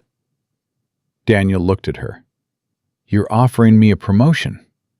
"I'm offering you a partnership." She turned to face him fully. "Not the fake kind. Not the let's pretend for the investors kind. A real one, in every sense of the word." "Victoria Ashcroft, are you proposing to me on a Tuesday?" "It's Saturday." It felt like a Tuesday. She punched his arm. "I'm being serious." "So am I." He set the wine down, took both her hands. "I spent 3 years in a basement thinking I'd never build anything again. Thinking I'd never feel anything again. And then a woman I've never met ran barefoot down 40 flights of stairs and into the rain to tell me I forgot to sign a contract that didn't exist." Victoria bit her lip.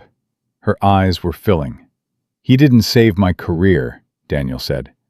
"You saved me. You saved Lily. You gave us air. Literally. And I will spend the rest of my life trying to deserve that." You already do. Then the answer is yes, to the job, to the partnership, to the pancakes, to everything. Yes. Victoria kissed him. Slow. Certain. The kind of kiss that isn't about heat. It's about arrival.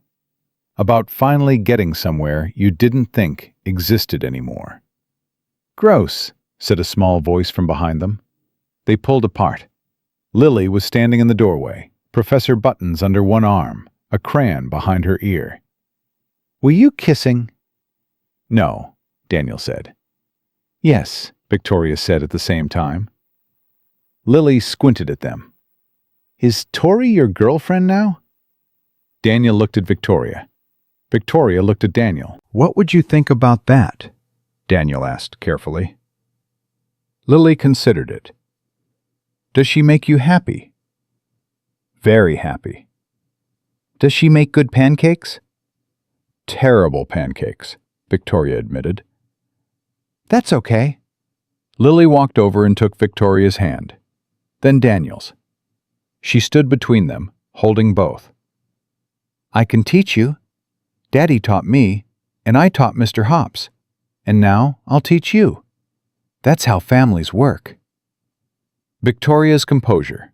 The composure of a woman who faced down hostile boards and saboteurs and the entire Chicago business establishment, collapsed. She knelt down and pulled Lily into a hug. Daniel watched them hold each other, his daughter's small arms around the neck of the woman who'd changed everything. That's exactly how families work, Victoria whispered. The months that followed moved fast. Construction on the Living Tower in Seattle broke ground on schedule. Daniel flew out every 2 weeks to oversee the build. Victoria handled the business side. Investors, permits, press. They fought about deadlines. They fought about budgets. They fought about whether the western terrace should be angled at 15 degrees or 17 degrees.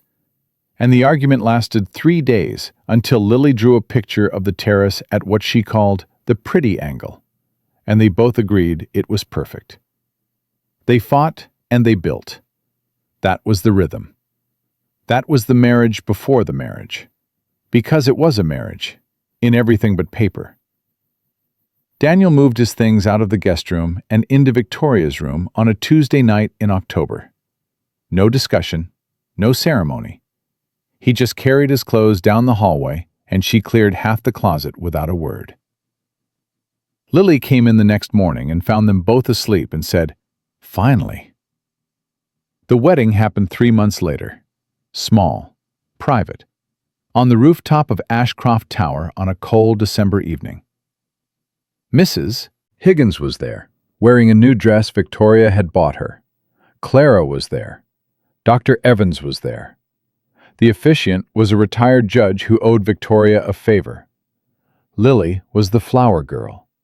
She wore a white dress with green shoes, her idea, and carried Professor Buttons down the aisle instead of a bouquet.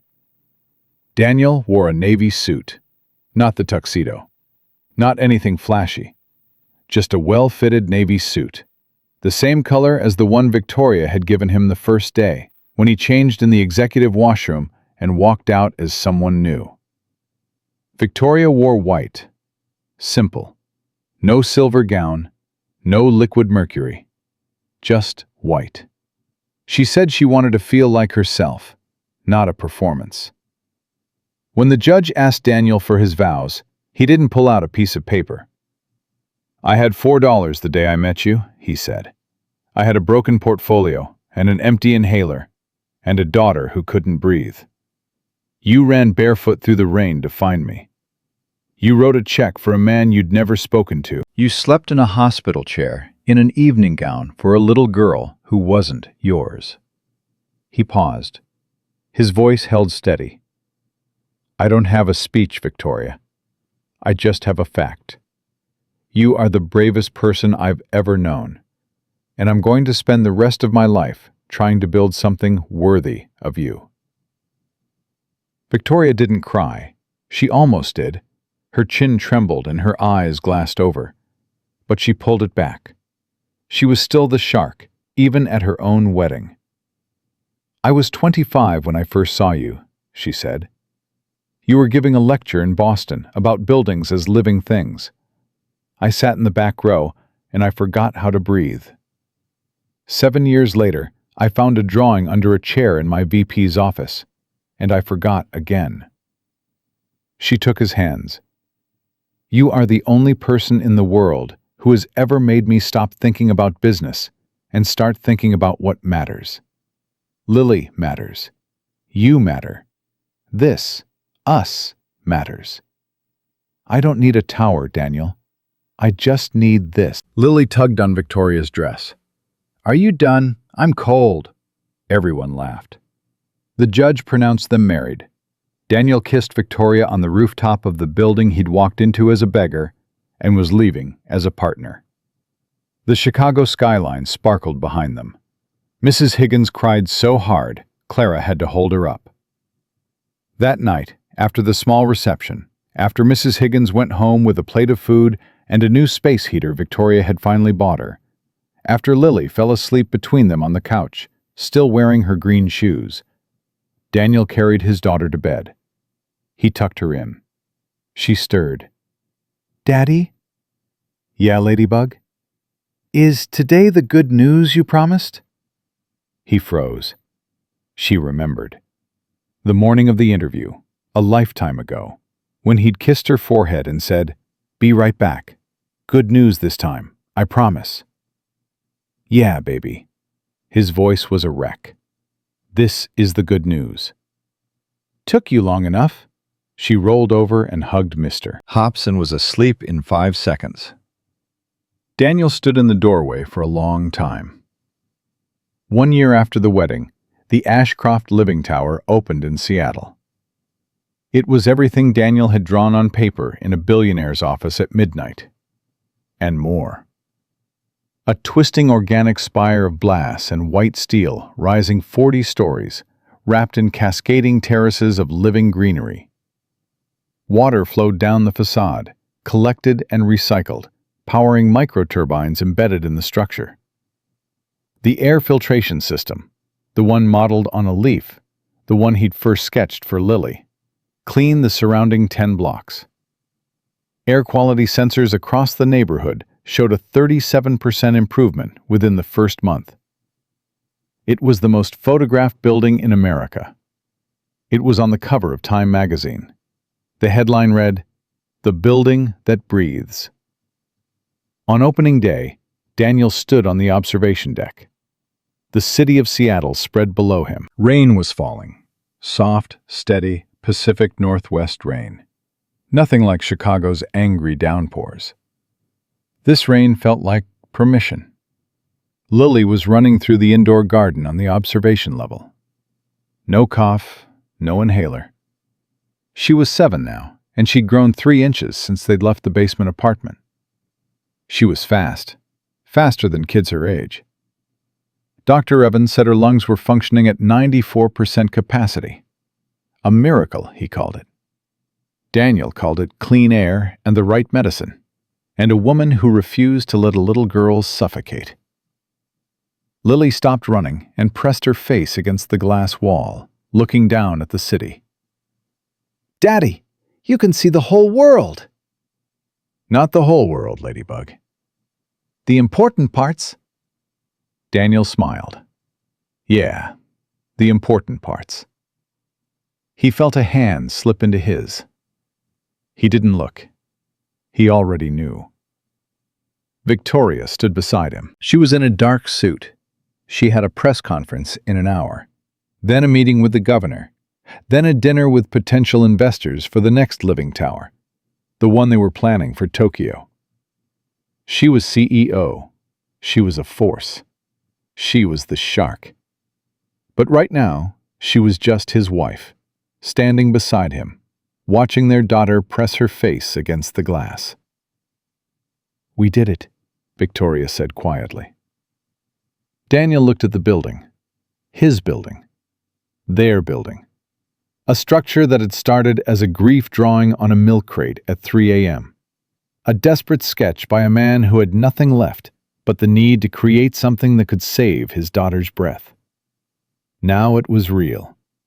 Steel and glass and green and water and air. Standing in the rain. Breathing. He thought about the morning it all started. The rattling phone alarm. The empty inhaler. 3 puffs left. $4 in his bank account. The charcoal suit with the thinning elbows. The subway in the freezing wind. Ryan Hale, holding his resume like a dead thing and dropping it in the trash. You're a ghost. He wasn't a ghost. He was an architect, a father, a husband, a man who got knocked to his knees in a VP's office and stood back up and walked out and kept going. He thought about the bus stop, the rain, a barefoot woman running toward him with mascara streaming down her face, offering him a future he didn't believe was real. You forgot something. He thought about Lily in the hospital bed, the tube, the monitor, the beeping that was the only sound that mattered. He thought about Victoria in the silver gown, on a dirty plastic chair, holding his hand while he cried. I've got you. I've got both of you. He thought about Claire. He always would. She was woven into everything, into the way he held a pencil, into the way he listened for Lily's breathing at night, into the name on the conservatory that made the whole tower possible.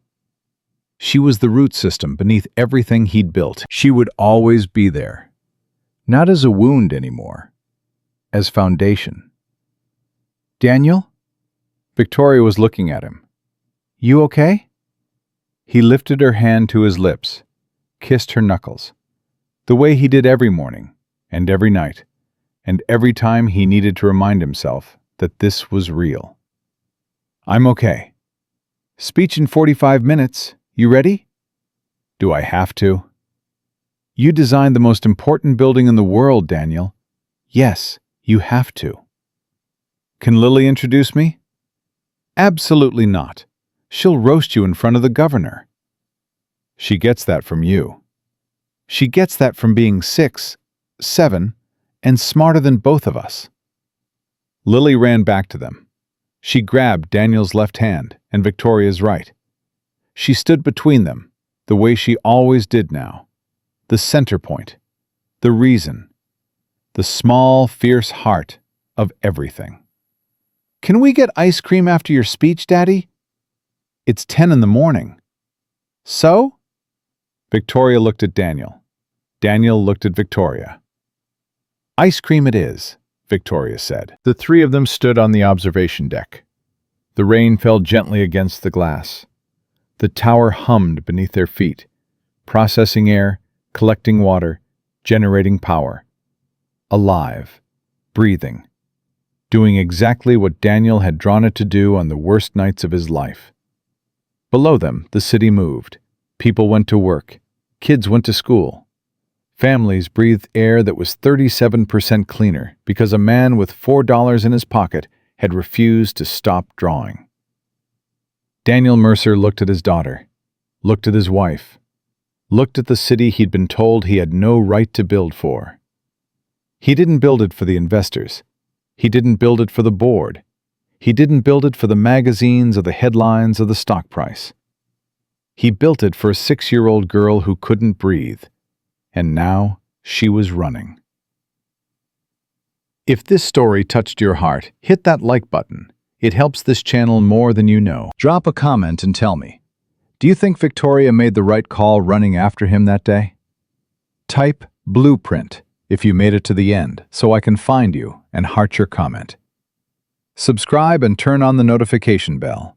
We post stories like this every single week. The next one is already written, and trust me, it hits even harder. See you in the next one.